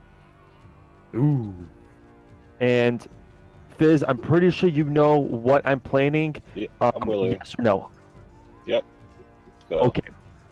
We are going to do fiery teleportation. So him, me, and Fizz then are going to teleport technically, 15 feet away. Well, up to 15 feet away. So I'll come here, here, and then I'll come to there.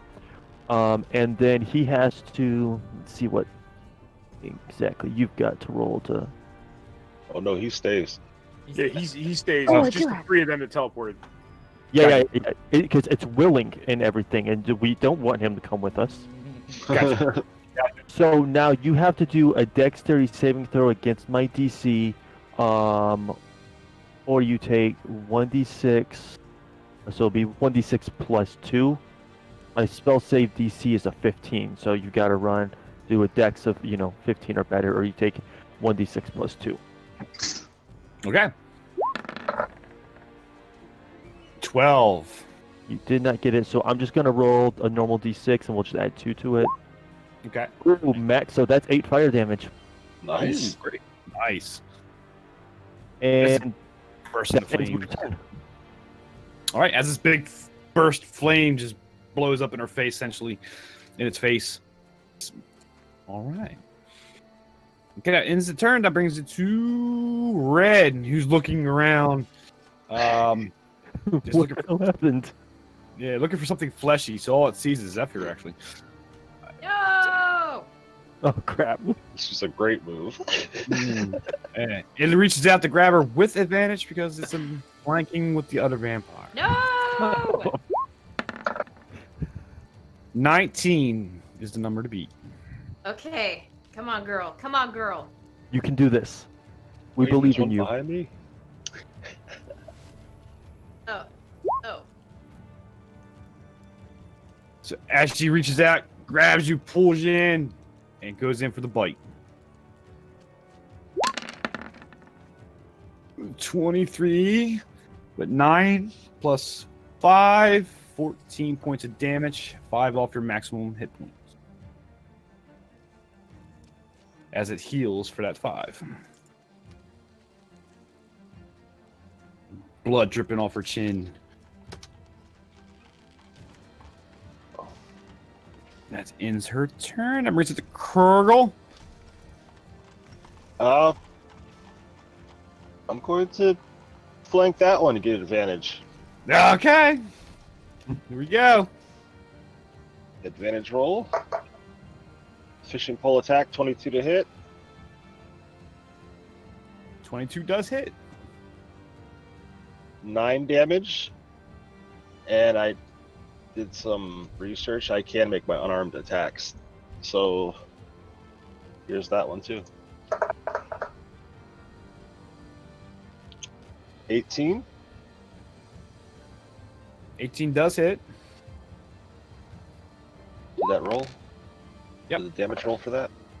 Yes. Okay. So 7, 8. I see. 8 damage. Plus Okay. con check DC 12. Okay. For the poison, Yeah. which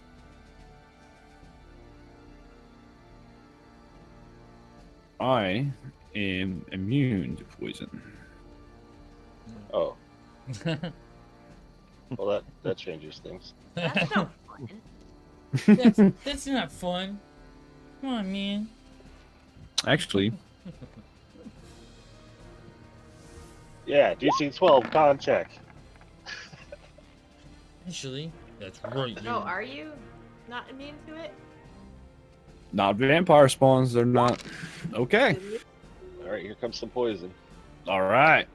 That is odd. Okay.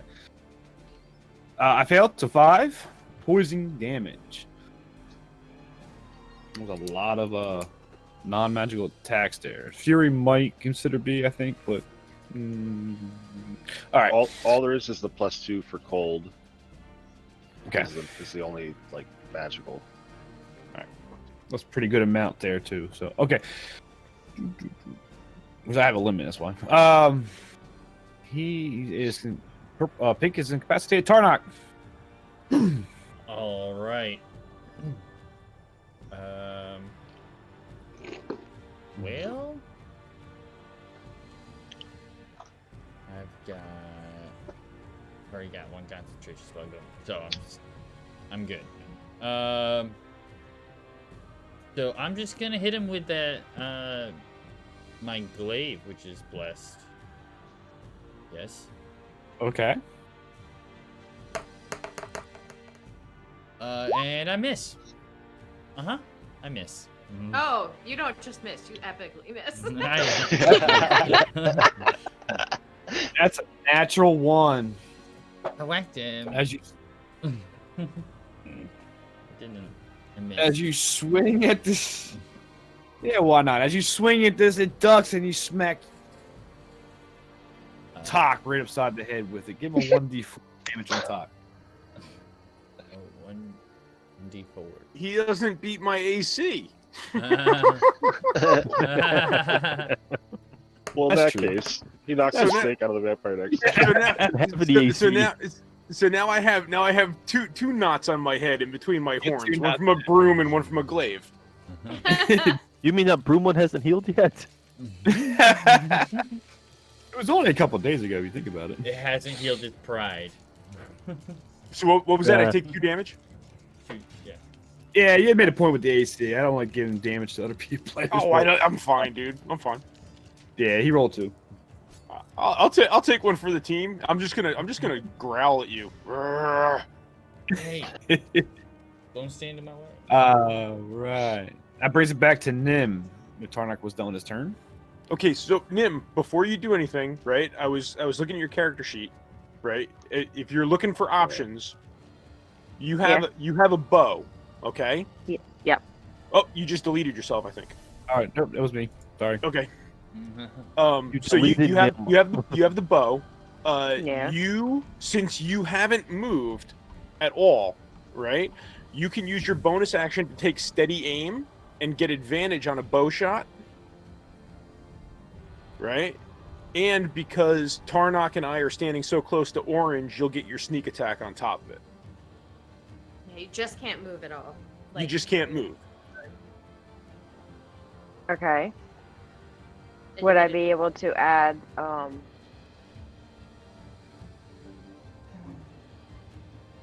that's a blame. That's a Don't sword, worry, that's not- you're okay. not going to be able to add any magical damage to it, but don't be too concerned about magical damage. If you do enough plain damage in between its turns, right? Yeah. It's not going to have the opportunity to heal because it's going to keep getting damage compounded onto it. So there's a stronger chance of us killing it if we do damage to it repeatedly. Alternatively, you can just walk up there and hit it with a magic weapon. And still get all that Well, stuff. I was actually thinking about going back with the rapier again, but okay, I can still. Well, still I do mean, it. go for it. He's If you just want to, getting off you want to charge in and attack it. Sure, go right ahead. Probably I'm just giving you options because you like to stay ranged. So So it'll take you 2 Yeah, turns. I It'll take you 2 I'm- turns to get there. Just FYI. I'm down to a certain amount of hit points, and I don't want to like go too far down if he happens to She can- attack me and get me. 30 feet will put her right next to me. I mean, I miscounted that. Woo! Okay. I'm sorry. Just have you know, I'm fighting a migraine while I'm playing this. So. Oh, I Oh. hear you, dude. I Thank hear you, you. then. Yeah, thank you. So.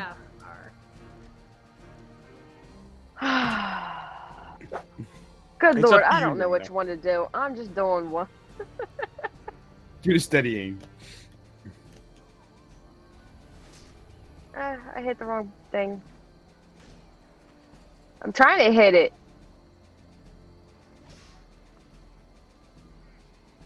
Okay, and you get advantage. Yeah. So roll again.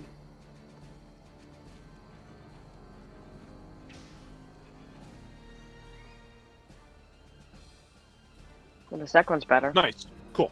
23. Roll your damage. Sick. 9. Okay, and then you get your sneak attack on top of that. You get your 2d6 sneak on top of that. Got max damage, guys. Mm-hmm. I spilled my bits 5. box. What was it for? That's 14 total damage. How do you want to kill it? Woohoo! See? Thank God! Right through the heart. Nice. Air that goes qualifies as flying. Air goes flying past Tarnok, straight to the dead chest of the vampire as it just collapses to the ground into a heap. It poofs Nice. into ashes. Talk gets hit in the face with a 6-foot blade, and then an arrow goes whizzing past the end of his nose. Talk's nose is bleeding. All right. Tox likes honor and fighting. That one is okay. Green's incapacitated. That brings it to Talk. He's wiping the blood off his nose. Sorry. The only one we got standing is red. I guess I'm gonna turn around behind me and smash this guy with a holy water vial. Nice. Behind you, the purple one. The one in the crate that's incapacitated. Yeah, right behind me. Purple. Okay. You have advantage. All right. So I actually added this as an attack. So let's see. Thank God for advantage. Oh, it doesn't matter. 19. They both did good. Yep.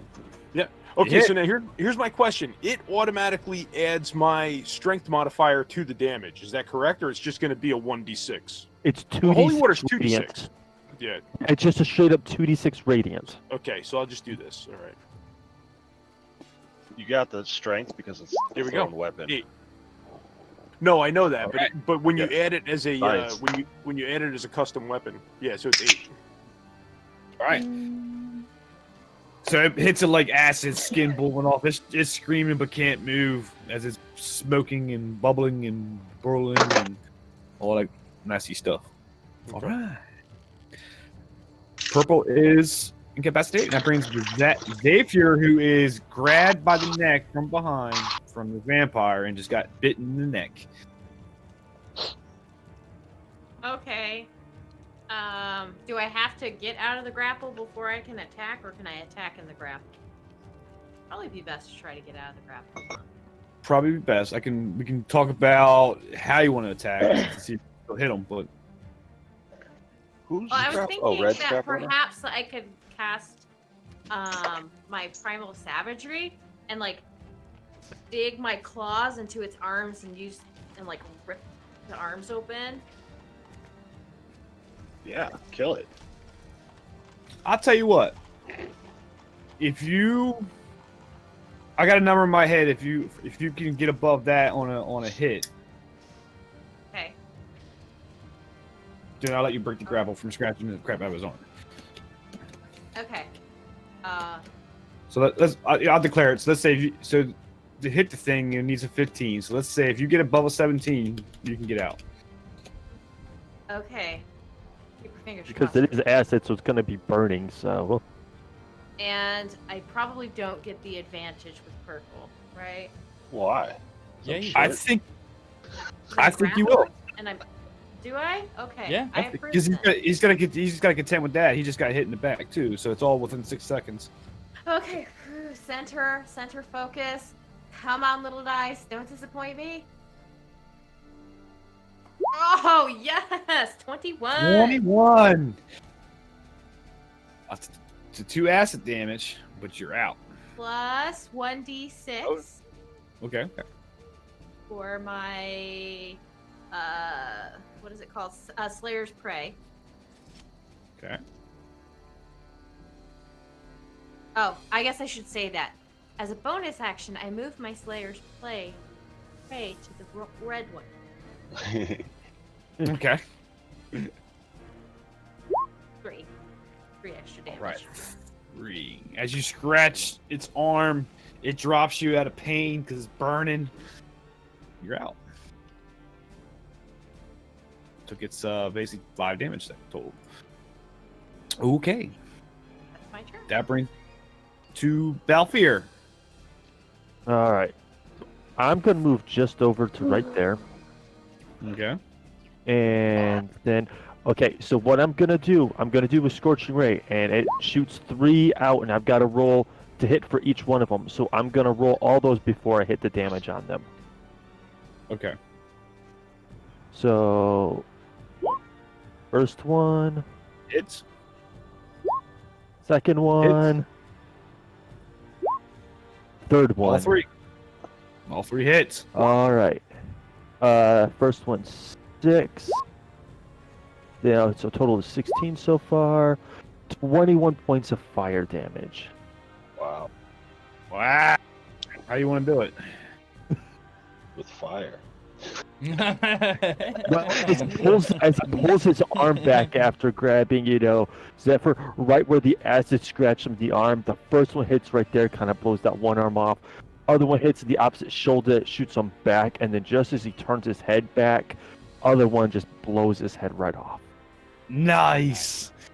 Boom, boom, boom. Explodes into vampire fleshy, cooked flesh all over Korgel. Cheers. Nice. And with that, I will end the combat round because these other ones are incapacitated and you can beat on it all day and it'll eventually die. There's no sense of doing turns on it. As long as you don't pull the stick. Stab, Well, Yeah. if you don't pull the stakes out. stab, stab.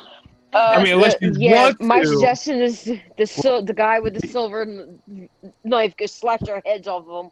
Actually, guys, what we can do if you want to say it and everything, I can cast Moonbeam, and it does 2d10, every round, and then once it kills one, I can then move it. Yeah. So we You know. can basically just kill them where they stand with Moonbeam. Basically, it's a beam of radiant damage just Uh, cooks them as they're stuck where they are. So Okay. I'm the ones that we killed that were standing. Do we have to put them back in their dirt and put a stake through their heart? No. I'm not familiar with the vampire stuff, so Nah, they're straight up gone. okay. Well, I mean, one's missing, half his arm and his head. I mean, I just wanted to be noted. I suggested this time. I'm just curious. I'm just curious. Out of game, right? Does Kirkle's patron want any of them? I don't know. He tells me when he feels like it. Because we got 3 ready. They're packed for shipment. Like Yeah. Ain't that the truth? we just nail the crates shut, and you can zap them into wherever you zap them. That's awesome. I mean, you could offer to him as a true We could a just sample, or what's the word I'm looking for? Not a sample, but a specimen. I mean, Price. yeah. We It's could just like a we flight. could just Amazon it, right? It's like a flight that you can get at a restaurant. Hold on. A sample platter. I'm gonna dial him up real quick. Give him a call. Okay. Hold on, let Are me you call sure my you guy, want to see use if your he's got- flask for today? You're gonna be sleeping out in the loft again. I'm not using the flask. No way. He reaches in his bag and pulls out a cell phone. Mhm. I'll tell you what, it's 8 o'clock. Let me take a quick 5-minute because coffee ran through me, and we'll sort that out. Mm-hmm. See why? Finished All Curse right. City. The whole thing is here. You What's finished that? assembling? Awesome. I finished assembly. Nice. Oh, how that, many that map pieces you were is that, making. Bully?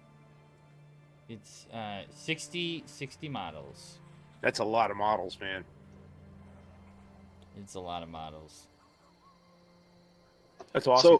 So, with the max damage thing going on here, when Nim rolled her sneak attack, she would get the 2d6, that'd be 12, and then her AP that'd be 8, right? So she had 20 added to whatever she rolled.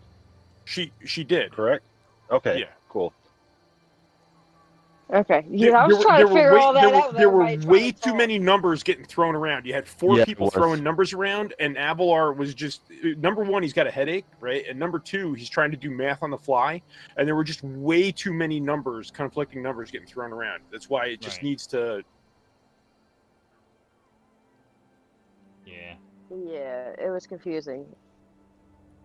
That's Uh-huh. one great It thing. seems simple to me, like 20 plus whatever you roll. Well, but- it seems simple to you until 4 people are yelling at the same time about it, right? Like that's the problem. Is you had you and Nil, and everybody was talking all at the same time over top of each other, and Abelar, it lost me. I got to the point where I just stopped listening. So Yeah, I couldn't even I'm trying to add them and looking at them and whatnot, and I'm hearing everybody. I'm like, okay, you know what? I can't even concentrate. I have no idea how to do this. well, I let me step away from it all. The extra d6 because she was a 1d6 sneak is only for level 1 and 2 rogue. Once you hit a level 3 rogue, it's a 2d6. That's the only thing I was trying to say. Yeah. Well, all that stuff. All right. So which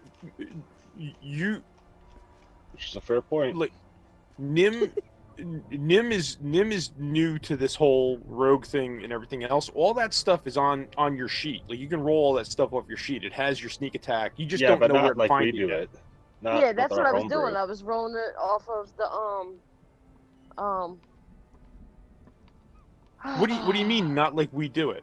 Right? If she rolled sneak attack, the sneak attack isn't going to take the crit into account. So if she rolled the sneak attack, whatever the 2d6 rolls off the sheet, she just have to add 12 to it for 2d6. Right? You're saying D&D Beyond doesn't calculate for crits? Not on sneak attack. Oh, really? Yeah, I thought it did. Yeah, it does because the game that I play, that's later on tonight, I've got me and another person that are playing rogues, and when we crit, D&D Beyond actually. That's what makes it complicated because you got to minus out one of the rolls that D&D Beyond automatically did, add in your max damage rolls the way you guys are doing it here, and now all the numbers get crazy. I have automatically roll for crit turned off in my sheet. Yeah, and that makes sense here, I guess. Yeah. I have noticed that in some people where theirs doesn't automatically roll into crit, so then it's not so confusing. It's because I'll put my cursor over, what the Panda. damage I don't need so wing. I don't everything need. is. I don't need Foundry to do the math. We're not adding, hundreds of numbers together. It just seems like it. It just seems like it. Trust me, I have weapons that roll 14 d10 plus 63 on Saturday night. So this is easy stuff. Yeah. Don't get us started on rolling for Saturday session. I have a sword. I have a sword that does Yeah, I 19, accidentally clicked 19d8, homebrew, 14d10. here. It does 19d8, 14d10, 4d6, and now it does an extra automatic 11 necrotic for some reason. I don't know why that got added to it, but it does that. So like that's like my normal, and then I'm a rogue on top of it, so I can add sneak attack on top of that, which is another 66. Yeah, I So hear stuff between you and Corgi about, numbers and things that happen in that. I'm like, dude, I just so wish I could just sometimes sit and just listen to that game and not say a word. What, our Saturday session? Oh, the Saturday one would be fun to just listen to. Oh, okay. Here's a summary. Is there sausage? I think really hard to Ed's character fart sounds. That's pretty much it. Yeah. I blush a lot because there are naked people. There you go. That's Saturday session. Oh my. That's pretty much it. Yeah. Nice. My character is addicted to sausage. She loves sausage. Yeah. Loves it. And she thinks that people running around naked and free loose is uncomfortable. I was Everybody else in the campaign is like running around naked. So what nudity is uncomfortable. Wow.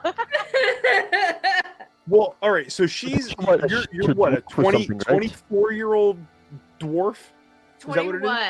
21-year-old. 21. So she's a 21-year-old dwarf sharpshooter, right? And I'm a 124-year-old wood elf rogue warlock, and she's always saying that I'm her identical twin.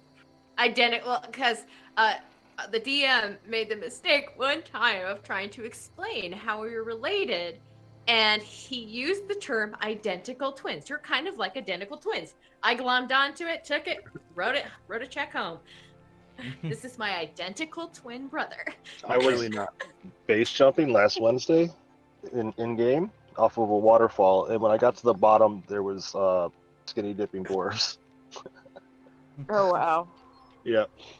Man, what did I come back into? Apparently Saturday's game. Oh my It goodness. started out. Saturday's game. It started out about adding sneak attack and just kind of took off from there. That's all you gotta say. That's all you gotta say. Saturday's game. Yeah, Saturday's game. Enough said. It's an adventure. What? It is. Hi. Ain't that the truth? What did we have? What was that one, Corgi? We did like almost 10,000 damage on that one guy, and then he healed. Oh, he healed. We did that twice. He healed twice. And it's like, are you kidding? And That he combat. almost So our healed, sessions are like 5 hours long. I think that combat was 3 sessions long. It was almost 15 hours of combat. It's like 2.25 hours of just the combat with this dude, or 2.25 sessions. Oh my god! Wow. God. When we painted, I was actually looking at Foundry, but the issue with Nim is that she's on a laptop and an iPad, so it's not connecting through an extension to Roll20. We also modify a crit roll. I'm assuming that's what that Foundry comment was about. So Yeah, we were just discussing that. It's no big deal. it's all good. All good. All right, we're back. Now check your Discord message real quick. All right. You just need a website for Foundry. I thought you needed the Steam version downloaded nowadays, the paid version. Or I'm thinking something else. I'm curious. The one tabletop I haven't used is Foundry. Okay. I can't comment on it at all. Very true. I'll possibly think of something else. It's not Tailspire. I have it here on my desktop, but Tabletop Simulator. Fantasy Grounds, Unity. Fantasy Grounds. I'm thinking Fantasy Grounds. That's what I'm thinking of. There you go. I've run Fantasy Grounds like twice. I just wasn't a fan of it. Yeah, I did that for a D20 modern. I wasn't too. It can do Too a lot of fond of great it. stuff, but it takes a lot of setting up. They all do, to be fair, but That's Yeah. true. All right. So we'll get back into the game here as one is offered to the genie. I'm assuming he does take that just to speed it up just a little bit. Nice. And time is yours. Thanks, Edley. For that. I'm gonna walk over here to Balfour and I'm like, I'm looking a little rough. You see me put my hand across, the side of my neck and stuff. You're not the only one. I'm gonna put out whatever fires are lingering. Okay, yeah, that's a good point. I can help somebody. Anybody need a little bit of hit points? I sure do. Yeah, me. I am down to less than half. Wait, a good chunk less than half. Just gonna rub my forehead and say, no, I'll be fine. Well, What, all and right, then you're stare at fine. Tarnok a little bit. Yeah. with a face? Just gonna glare at him a little bit from across the room. I can heal that if you would like me to heal that. All right, I can give you like how's 15 for Zephyr, and I can do 5 to Nim. Thank you. I feel a lot Yeah. better now. Guess you really are a savior, huh? That's all I got. It isn't much. That Well, helps. that's not all I got. I could do more. But I Just only got just a reminder, my the spell. maximum hit point is still reduced until your long rest. I know. Now I'm curious what's in those other 2 crates over here. And I'm wanting to go talk to this guy. Probably just I nothing. want to talk to him too. You up Who's the last curious two? what's in the crates? Good. Is that what you want to do? Let's ask you who wants to go check the crates out with me. I'll help. Oh, she's scared to open them. Yeah, I am. All right, I'll open one. The one you find basically it's old junk, clothes, old things that Hendrik here has collected over the years, just stashed up in the attic. Just like it says on the box, old junk. Anything worth anything, or just junk? Just junk. Okay. Is there a Is that both? non-cultist Was that cloak both in of them there? or one of them? Yeah, is there a non-cultist cloak in there? There. I tell you what. Yes, no, there's a there whole is. stack of cultist cloaks in there. He has an outerwear cloak that you notice. It's not too dry rotted or anything of that nature. So yeah. All right, I'm taking that. And yes, I want to do both crates at once, just to see. I now have a collection of cloaks. Is there any silver in there? No. Okay, darn. As Corgor walks into the room with Hendrik, you look at this frog. Anybody want to come with me? Sounds like you had a hell of a battle in there. Yeah. I'm over here leaning against the chest or the cabinet. Okay. And tell them the vampires are dead. Is your Chili in there? Spanky's not with you, or Chili's not with you. Is he not? No, he's he's with Irina at the church. Yeah, okay, yeah, this didn't happen at all. Sorry. So the frog comes in. Hendrik acknowledges it. He ribbits and walks out. Yeah, I'll just make like a little, swipe across the throat. At him and then rivet. Lick an eyeball. Hendrik goes back with his hands in his head in his hands and starts weeping. I'm still standing there watching him. Nobody else comes with me. Do we need to question him anymore? I don't think we do. No, but since I'm with you guys now, I was just going to tell him maybe he should make a new deal with the priest guy, and maybe throw in some hollow dirt in all of his caskets from now on. That's it. Well, maybe. What do we want to do with him? Do we need to? I mean, we need to bring him to the authorities. I trust am not going any anywhere of- near the authorities. I don't can't say as I trust blame authorities you. in the city. What'd you say? Corgi? Oh, I said I don't trust the authorities in this city. Basically. And I feel bad for him. He just let somebody in, found out they were vampires. We rolled insight on him. He got taken advantage of. I wouldn't want to snitch him out. Personally. No, we take. Maybe I guess we maybe, gotta take the bones back. maybe he next time will invite his customers in and let them walk in on their own. Yeah, so we got the bones. We can leave now. And Yep. bring them back. Yeah, we need to head back to the church. Okay. Yeah, All we right. need to get the bones back to Saint Father Lucian. Do the vampires got anything cool on them? Nope. They've got dirt. And steaks.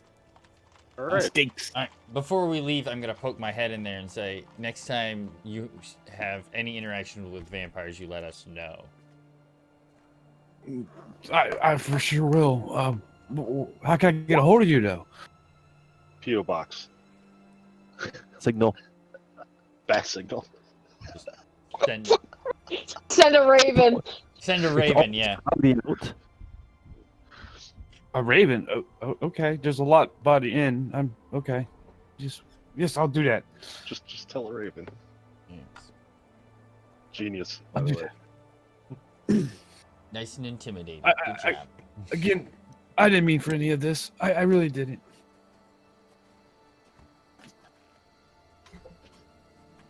All right, and then we can leave him.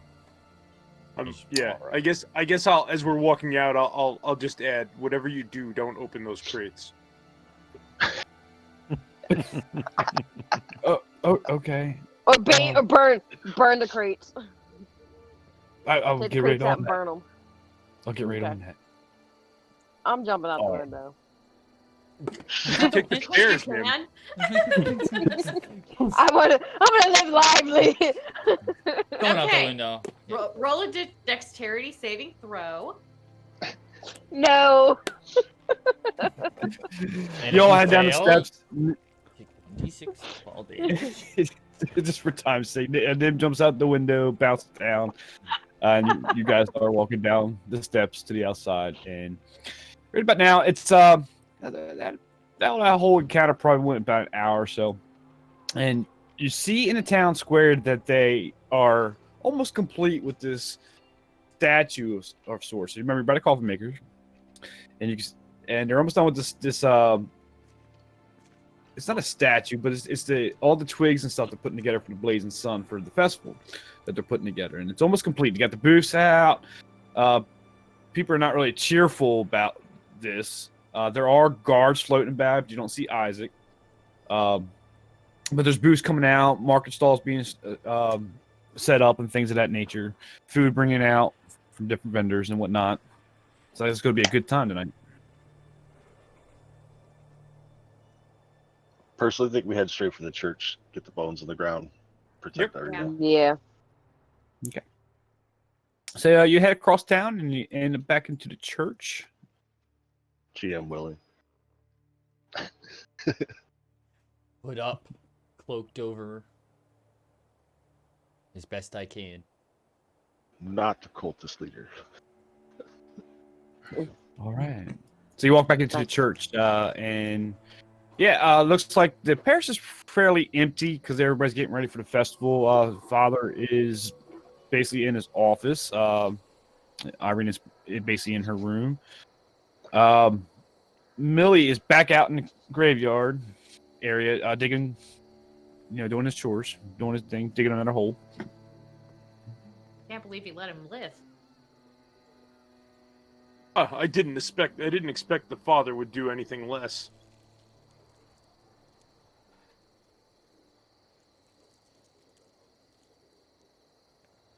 So I guess I'll walk into father's office, and I'll drop the bag of bones on his desk or his table and say, "Try to take better care of these." Oh, thank the morning Lord! Thank the morning Lord! And he hurries up, picks it up. He looks around to the parish area, and it's pretty empty. And he walks kind of briskly.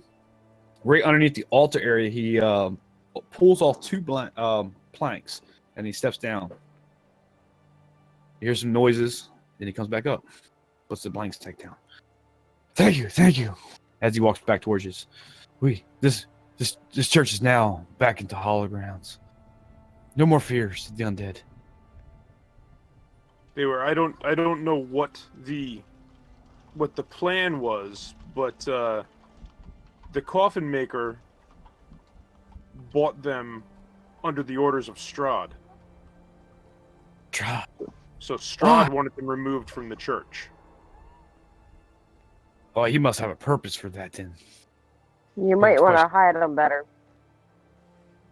Indeed. Indeed. And Millie has been dealt with. Good. And I hold out my hand and I say, "You're welcome for bringing back the bones." Yes. Yeah, deeply appreciated. Thank you. I have my hand held out. I hope he shakes it. I want to see him shake it. He pats his robes, and he's kind of grotesque by them. The demon figure that's in front of him, and he reaches out to shake it. Oh yeah, I'm in a church. Yeah. Okay. How'd I get in here? Whoops. It doesn't work that way. I wasn't paying attention. I should have stayed outside. We're a poor church, but No, you're fine. I'm outside. They're give you they're taking care of Irina for us. Yep, I'm not inside. Who you were As talking he to? just walks out of the room, doesn't say anything. No, Tarnok's never skin. there. There's just a light whiff of smoke coming off Tarnok's skin from even standing in the building. I don't belong in here. I gotta get out. But feel free to rest a little if you have to. The festival should be starting in a couple hours. We all must attend per the Baron's orders, the Burgermeister's orders. We are not residents of Valaki. We do not have to attend. Matter of fact, we have means and reason not to attend. Everybody within the city gates has to attend, residents or non-residents. If you're in the city, you have to attend per his laws. And he rolls his eyes. So if we were out of the city gates, then we wouldn't have to attend by his laws, correct? That is correct. There's a wall right here. But do you really want to be out there at night, guys? Yeah. Oh. And do we want to see if we can trust the Ravens by helping them? Do we want to have backup? Well, I like backup. we did tell Erwin after we made sure that Irena was safe at the church that we would help him. Yes. That's what I'm wondering about. Yep. We should help them. I'm not in here. I'm outside. But isn't what we're helping them with outside the city walls? Yes, Yes. I believe it was. Right. What's these ravens you speak of? As he looks puzzled. Oh, just, my friends can talk to animals. What sorcery is this? Ribbit. A druid. He's a druid. Any druids around Barovia are evil. I take offense Well, to that. Druids where I come from are definitely not. I'm gonna laugh. With everything in Barovia, druids are the least of your worries. And I will As also Nim take snickers. offense to his comment about druids. No offense to adventurers, but you have to understand the only druids from Barovia live in the northwest, and they are evil. If you have friends that can, in plural, I was assuming you were talking to them. No. My apologies. And he bows.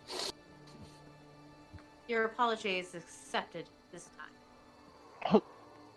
Boom. She takes offense to Mic drop. dissing druids.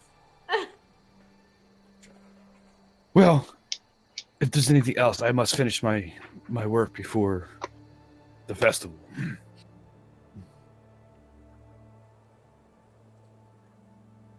I'm good. If I can hear you over top of my earbuds, then you're loud. Do I I can see hear you over anything top on of the your street? earbuds. Sorry, guys. Let's talk to Okay. my kids. You just see regular common traffic, a little bit more probably heavy now. Everything's heading to the town center. You got, folks bringing things like, homemade pies, and food and things of that nature. No one's looking really too pleasant and going there. It's almost like it's a chore. Okay. And some folks don't look like any emotion at all. Alrighty. I would suggest that we use some sort of disguise to hide Tarnuk, but I doubt anything will work. Yeah. Yeah, being the Black Dragonborn, I'm going to say, yeah, he sticks out like a sore thumb. I mean, can we find a dress this large, perhaps? Do you want to stick them in a dress?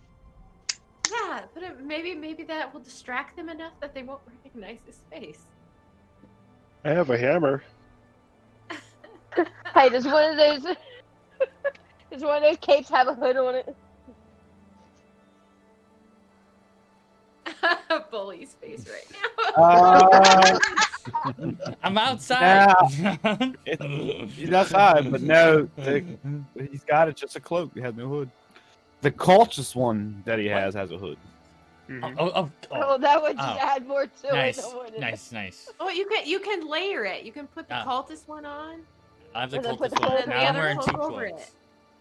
I will be the cloak The man. cloak lady. Oh. It's like 40 cloaks. I guess I will suggest that we check on Irina before we go. So she would have to go to the festival too, correct? The father overhears that and goes, "No, we're gonna hide her away." Okay, that's good.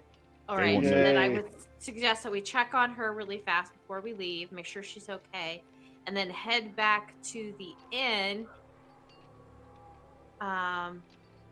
Last we I knew, guess the clean up a guy little is bit. in the inn. Guy looking for me. Oh, well, we can have somebody go in first. Well, no, if his guards are still outside. But anyway, continue. We'll On your head way back, to- see if the guards are there. That was a piece of information I totally forgot from last week.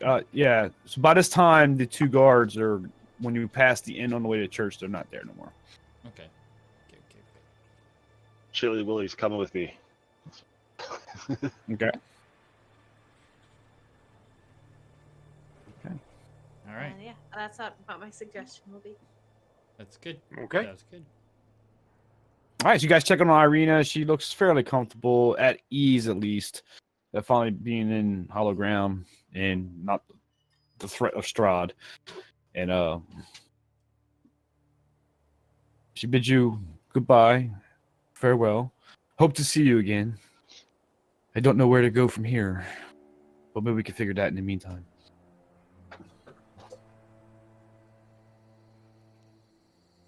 Just stay safe, stay hidden. Oh, I am not leaving this room. Plenty of books to read.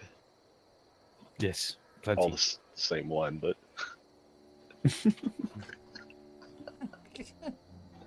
Ribbit. Oh. Right. All right. So you guys head back out of the church, pick up Tarnok, who's sitting outside watching the traffic heading towards the town square.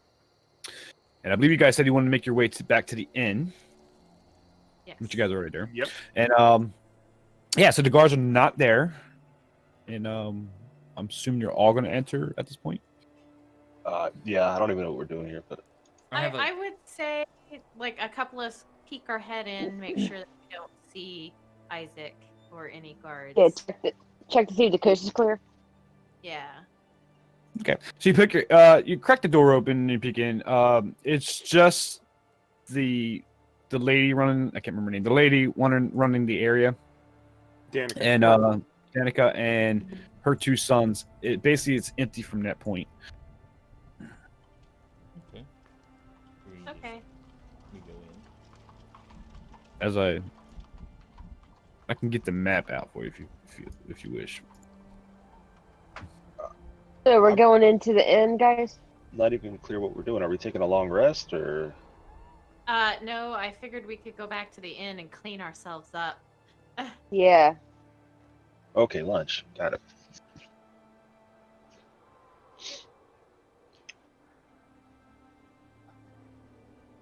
Okay. So you came in. I'm assuming you guys are gonna.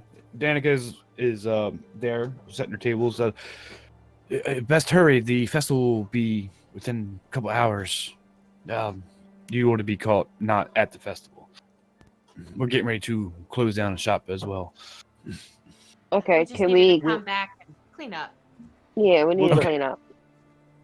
Makes Will sense. the Makes guard will the guards from the gates be at the festival as well?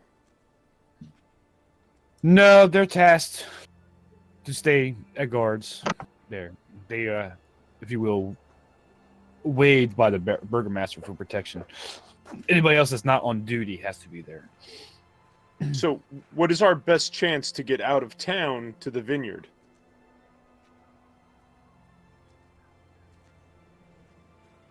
Where is the vineyard? I don't even remember where the vineyard is. To the west, following the old Scottish road. There is a gate just south of the burgomaster that 2 guards patrol the perimeter, but no one at the gate. So just south of the burgomaster's manor. Correct. Now, That's is the the best gate chance. left open or closed? It'll be locked at sundown. So we have to go there before the sun goes down. So that's what we're thinking. We're thinking we're gonna go to the skip vineyard the while everybody's festival. in town. Well, while everyone is at the festival, it's our best chance to only have to Duck deal out with a here. minimal amount of people. True. That's Yeah. true. Plus, there'll be another festival next week, so I don't feel like we're missing But- anything. If we leave now, we will be out at night. That's true too. Well, So it's either deal with the festival, get a long rest, and leave out early morning, or leave out tonight and be stuck out at night. Yes. So what do you guys want to do? I mean, is everyone tired? Let's go to sleep. no, I think we're ready to go. We could go. Well, I mean, I have 1 spell slot, but that's not here nor there.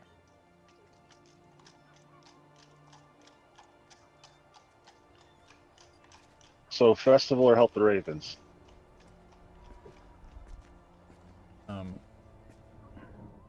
Well, they are not So, mutually barkeep, exclusive. do you have a I minute? think that. Oh, go Dad?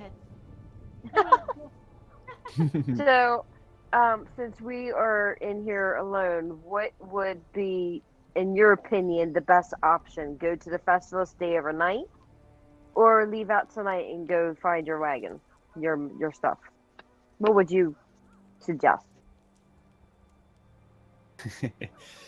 She says both options are not pleasant. The options is yours, honestly. All right. Trying to get some insight on that. Good try. Good try.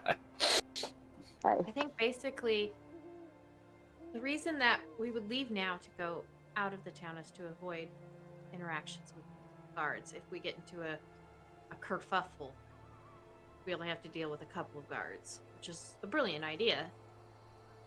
And then we just But bring we the are cart back. also tired from battle. We could use a Yeah, long I rest. mean- That would force us to go to the festival, which could also lead into a kerfuffle. Right. Well, yeah. Now, either way, we're gonna lead into a kerfuffle, whether we stay or we leave. So, option would be The whole town, would we? or whatever's by the vineyard. All right. Let's go to the vineyard.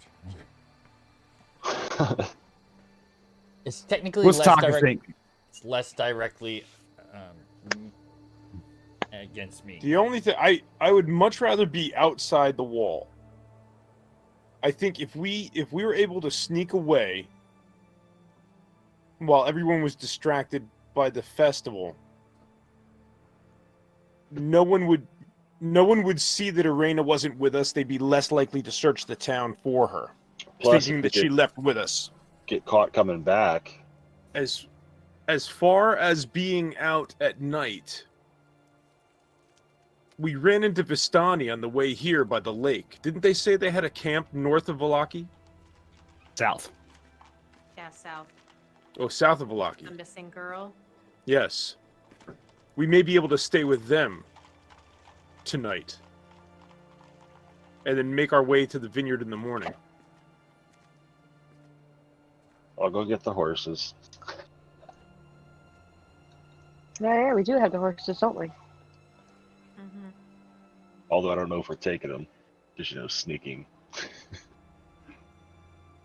We would probably be able to get Yeah. out of there faster. They if we they took are 'em. pretty big horses.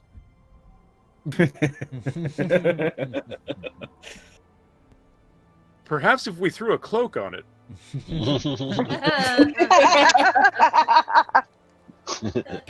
Paper Here, I mache have some two. horns on the side of its head.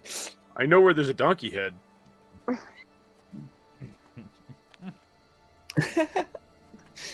That was good. Anyway, that's my thought. Is perhaps we could stay with the Vistani tonight outside of the Vallaki limits. But that means we would have to sneak out the south exit Well, instead that's of the where west. we're headed anyway. Is the south gate below the Burgermeister's manor? So we'd have to go south anyway. I thought we were going west to the vineyard. The vineyard is west, but the gate that is unprotected is to the south.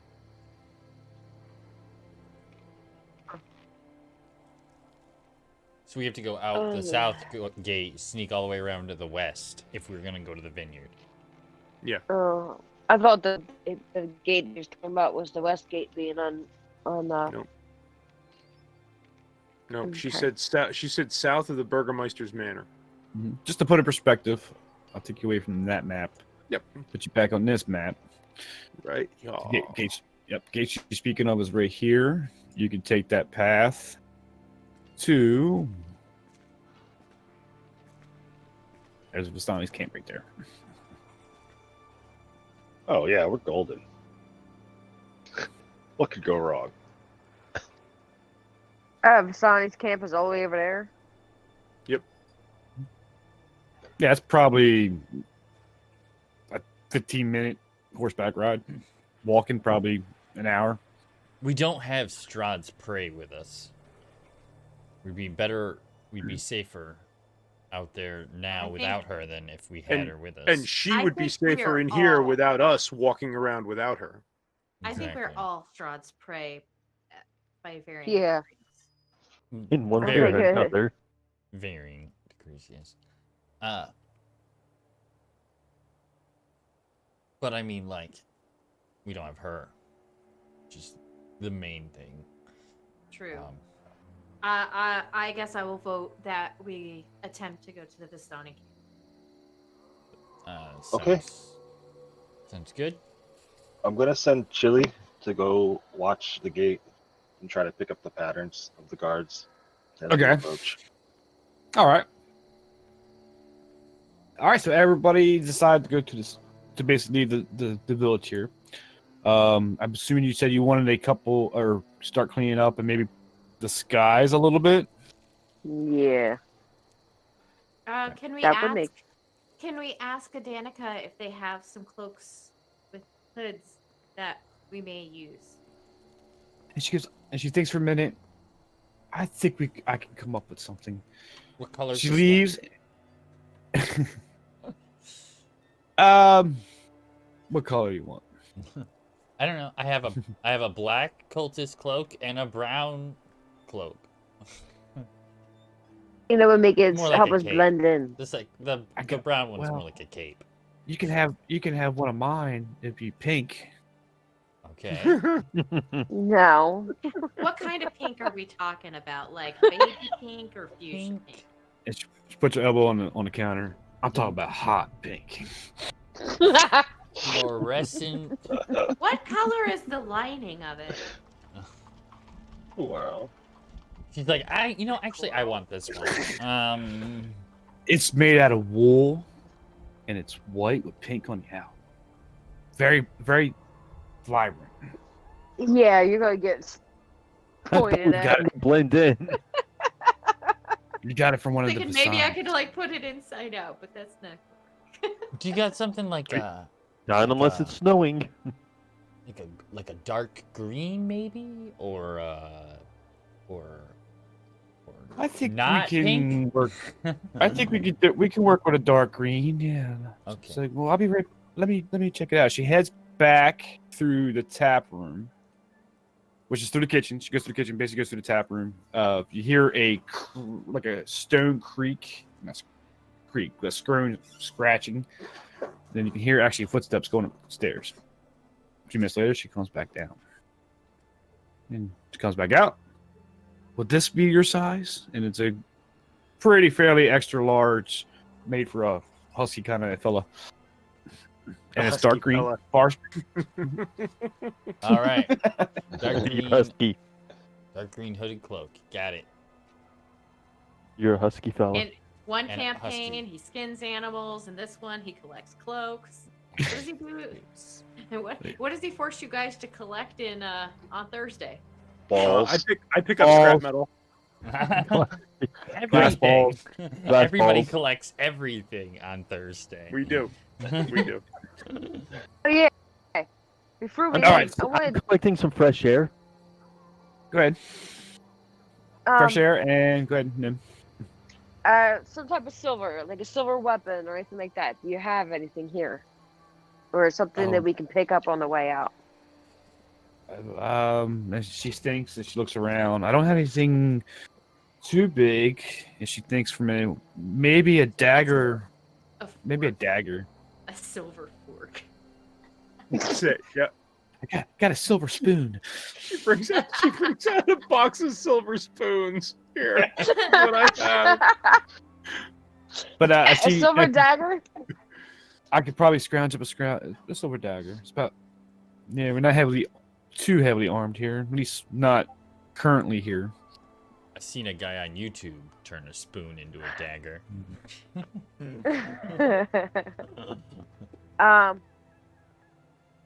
Yeah, I don't know. Would you want something for it? No.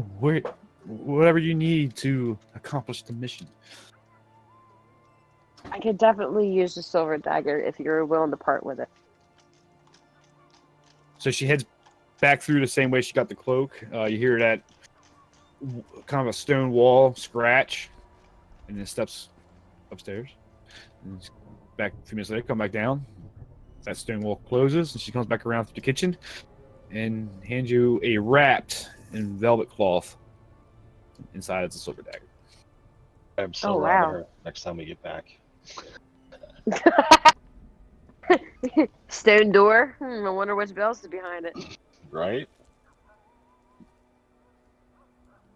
Hey, I said that in my mind, not loudly. She didn't hear that. Good to clarify. Said it in row. Okay. So you're gonna take a moment to disguise all yourselves, or just a select a few? I mean, I'm kind of. I have a hood, so I can just put up my hood. I have a hood. I can put up my hood. It Sticks way up here, but it's fine. Urkel can hide in a saddlebag. Oh, fair.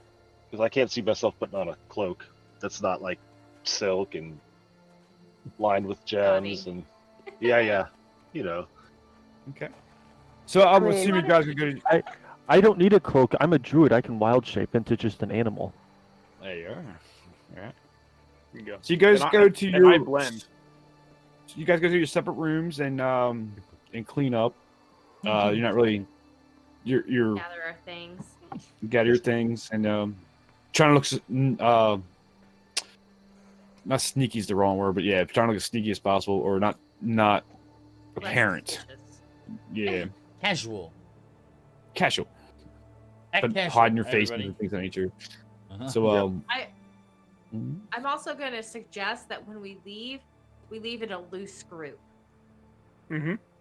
so that we aren't all together. Horseback or no? We can walk the horses, I guess. Sure. So it takes about an hour for you guys to do all that. Chili is picking up a kind of a pattern that they're passing by every 15 minutes or so. And they'll walk out to their edge of their patrol, and they'll turn and come back. So every 15 minutes, they're passing the gate. Yep. I'll let everybody know. I guess every 15 minutes, one or two people sneak through, Or or it all. would be all go through. Yeah, or all because they're passing it and they're basically walking on either side of it for about 7.5 minutes, so, and then they turn back around to walk back. So it takes them 15 minutes from when they walk by it before they make it back. So if we keep an eye on when they walk by and we wait 5 or so minutes, then we can get through and they're not going to be anywhere near it. Yeah, we're good. We'll make it up. Yeah. Well, Unless we get to the gate and it's randomly locked now. yeah. That kind of stuff. Yeah, we better hurry up. Yeah. So it's been about an hour. You probably about another hour and a half before sundown. You guys All right. ready? Let's make Yep, haste. let's do go. it. All right. So the horses are coming. Yes. Yes. Yep. I'm in somebody's saddlebag. So you guys make your way out of the inn. You make your kind of the right of the inn. I think you're going in a loose group. So what? 1 or 2 people a shot? Yeah. Okay. Yeah. So very sparsely, you guys are heading out. Make the right down the alleyway. I could draw it out, but I think you guys can follow it through. So, and then you Yeah. have that left turn to go down to the gate, and yeah. So at that point, they're crossing, and then they're starting to walk, and you have a gap. Give them a couple of minutes after they, like what Neil Yeah, said. after they leave. pass it and stuff, give them just a few minutes, and then that's our best window. Okay. Yep. Go. I'll tell you what, everybody roll a stealth check. I will honor the highest Okay. for the group. I got a Oh, 10. Falfair, sneaky sneak. All right. Don't With mess that with the druid. 21 with that 21, you guys have came through, made it to the woods line. Oop, You Nim. basically- you came through, made that right, and you're probably right in here right now, right about there. Oh my gosh, Nim was almost the wind. She got 26. I don't even think any of us see her. Oh, I didn't see that. Oh. Hmm. She is a road. Yeah. I have a +7 for my bonus. I had to roll a disadvantage. So you hit the woods line, and you hit the woods line. You turn back. You see the guards crossing the back again. Another patrol, or not patrol, another brigade, if you will, of guards are coming up with the guy with the demon hands. And you can't really hear what they're saying, but he's pointing at them too, and he's pointing at the gate. And they kind of look at haste and startled and scared all at the same time, and they're throwing down the iron gate and they're locking it.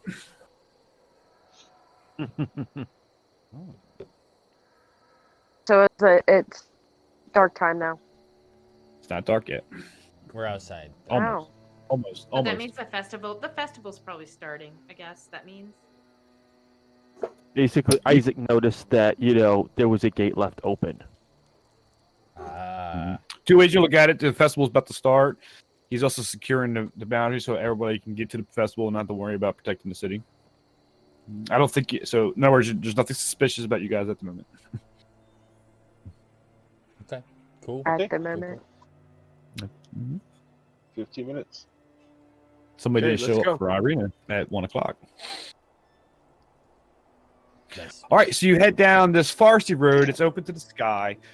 You are noticing a few swarms of ravens following you, kind of keeping their distance, but following you. You're moving at a pretty steady pace to try to get there. You start hearing thunder rolling, and it's getting louder and louder. And as the dark clouds are starting to roll in, No, And it's getting darker and darker. Now, like I said, on horseback, it's about 15, 20 minutes. So probably about 5 minutes in this ride, the storm almost is right on top of you. The wind's picking up. Wind's howling. From the east, you can hear, you get the cut because of the flames that are coming off the bottom of this thing. There's a carriage flying directly at you in your direction. It's about 6 horses are pulling this carriage with flames on this whole hooves, leaving a trail of flames behind it. Its eyes burst in flames, flying in the wind. It's pulling across a black carriage. Chasing. And it's coming right at you as I start my music. I say we dash. I think we should double I dash. say we make some. Well, the Vistani aren't going to help us. Remember this. All right. I say let's go hide in the woods. All right, Yeah. you well, which one is it? You're going to hide in the woods? You're going to dash down this road? We're just going to do a skill check. I'm not going to run initiative on this thing. We're just going to do a skill check. I don't. You know Dash what? and hide. I'm in a saddle. I'll just do that. Okay. Yep, we're running. Let's put you in talk saddle just for because that's how you came in. So let's say you're in that one. All right. Right now, I'm running. I think we should just try to outrun it. All right, let's go. Are we still in stealth mode? Not anymore. No. We stealth Darn. just to get out of the gate and stuff. I know. Is the black carriage being guided by a flaming steed?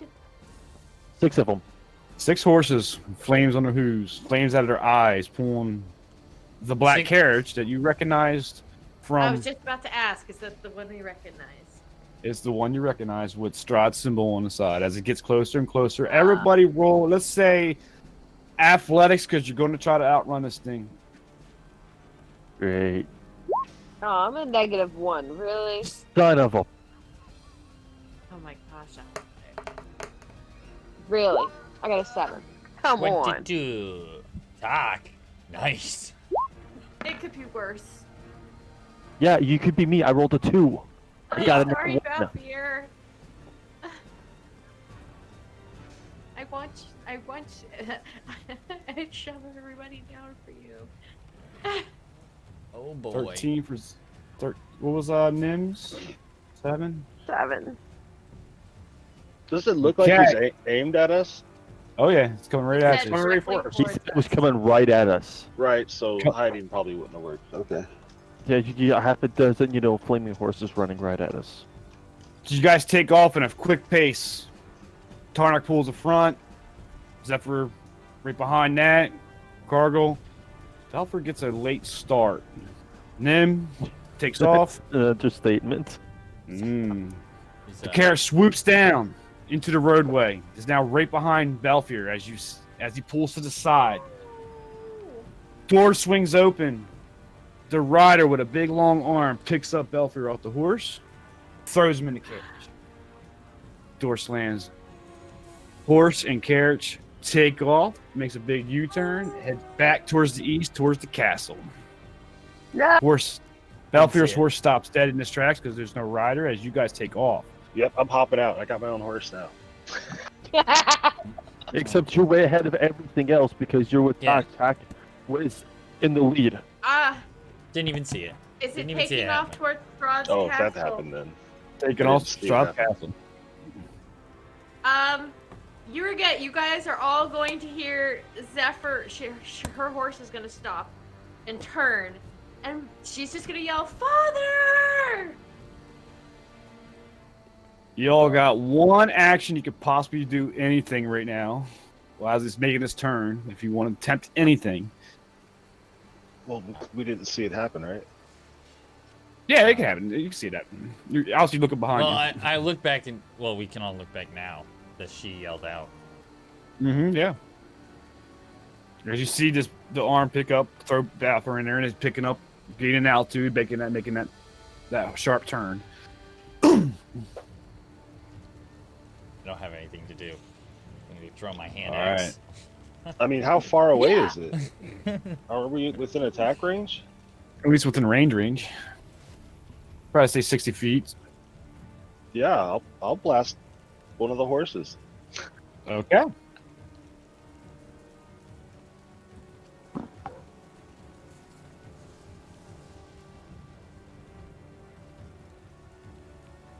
Did you want me to roll? Yeah, you're gonna water blast. Yeah, it's attack. Well, you said everybody sorry. had an action, so I was waiting like forever. Fair. You're right. You're fair. You're fair. I didn't know if we were doing initiative or what. 15 hits one of the horses. You hit it with 12 points of 10 force and 2 from the genie wrap. You hit it with 12 points as the horse rears back. The carriage jostles a little bit, but steady straights up and heads toward the castle. So the horses are attached to the carriage. Mm-hmm. Can I Go ahead. do Hail of Thorns? My Oh, attack the nice. horses. You can do hail thorns. Okay. Next time you hit a creature with a ranged spell attack before the spell ends, the spell creates a rain of thorns that sprout from your ranged weapon or ammunition. In addition to the normal effect of the attack, the target of the attack and each creature within 5 feet must make a dexterity saving throw. Creature takes 1d10 piercing on a failed or half as much on a successful one. Okay. So it's like a thorn bomb. Mm-hmm. Range attack. Oh my gosh! Just missed it. 9. Missed it. I guess I'll throw a firebolt at one of the horses. Okay. You have firebolt? Yeah. You actually hit the one that Quirgle hits. 5 damage. It breaks its bridle. Is that the right word on the carriage? Bridle or harness, yeah. It breaks his harness. It turns and now is going to start charging you. Oh boy. Wow. Okay. With that, the carriage gains another 10 or 20 feet, and it is basically out of your range at this point as it heads back to the castle. You got one of these demon horses charging right at you. With that, we're going to end the session for the week. Oh, bummer. Father! Father! No! Indeed. Bye, guys. Abdi Awesome. says tease. Why? No. Why no? I know. Bad. Belfier, no.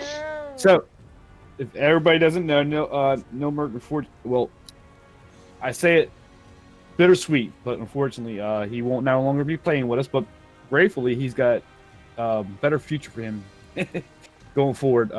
His schedules are going to conflict with ours. He won't be able to play with us anymore. So, Belfier is now going to be captured by Strahd for further time to see what happens in the future. He did say that For his further news. intentions, that Balfour was the one he wanted to be his heir. His successor, right? Yeah. Because I was smart enough and like how to actual damage him. He's like, you're my favorite now. That's it. But because of the way the dice rolls, you guys actually picked off one of the horses, and we'll come back next week to find out how you're going to take down this demon horse in the middle of a road, in the middle of a festival, Good luck, guys. in the middle of a thunderstorm. Oh boy. It's fine. It's fine. All right. That's exactly what that horse looks like. Yes. All right, guys. Yeah, I pictured a nightmare. Yep. I can't see it in the chat for Twitch. Can I pull this out? Yeah, I can. I can pull it on my computer. I forgot I'm not streaming. So sorry, guys. But no, that would end the sessions for this week. It was a great session, Nil. As I said, all the other sessions, it's been a pleasure. Yeah. You're always welcome back. Yeah, it's been fun though. Yeah, man. It's been a lot of good. fun. And Yeah, if it wasn't And, for all the stuff starting up next week and everything, you know. for sure, but it's Yeah, definitely a better, continue to play better with you thing. guys, but it's not going to work out with the schedule. Right. But it's like I definitely a good thing for said, you. I'm gonna try as much as I can though. When I've got the chance to stop by the streams. Okay. Definitely. That'd be good. And at least in 2 of the sessions, your characters are still there. Sorry. Anything comes in the future, anything changes, I'll see. And I'm gonna try and fix you on Thursdays. You got 51% of me still left. See? You might be shorter. You might be shorter. No, seriously, it's been a great pleasure, and also you're gonna be in the Discord, man. But it's been a pleasure playing with you. I'll still be in the Discords, and like I said, I'll try to swing by the streams and everything when I can. Indeed. With that, Twitch guys, thanks for showing up and watching. I hope you enjoyed it. It's one of my favorite campaigns. No offense, but Curse of Strahd is just the Gothic. It's the Victorian Gothic scenery and things of that nature. So, but again, thanks for everybody. Definitely any of the other campaigns really. So You want to try and raid a rando? And thank you for all the for the new follow. Yes, That's right. Yes. What? Who is it? Golden Master. Golden Yeah. Master. Yes. Thank you for the Golden follow. Master. Thanks for the follow. We'll maybe Oh, get some and- credits going. If you want to follow us more, there's links down in the info panel. Go There follow are Yes. there are links down below in the info panel. There's also YouTube. If you go to the link tree, it's all there. Everything is there. Yes. And I got to mention the YouTube channel. We just started this week. We're doing shorts, and we'll be uploading these episodes and the ones in the past to catch you up. Coming here shortly, actually. So, again, thanks everybody. Abdi, thank you, and Wing Panda, and everybody else. Have a good night, guys. Bye.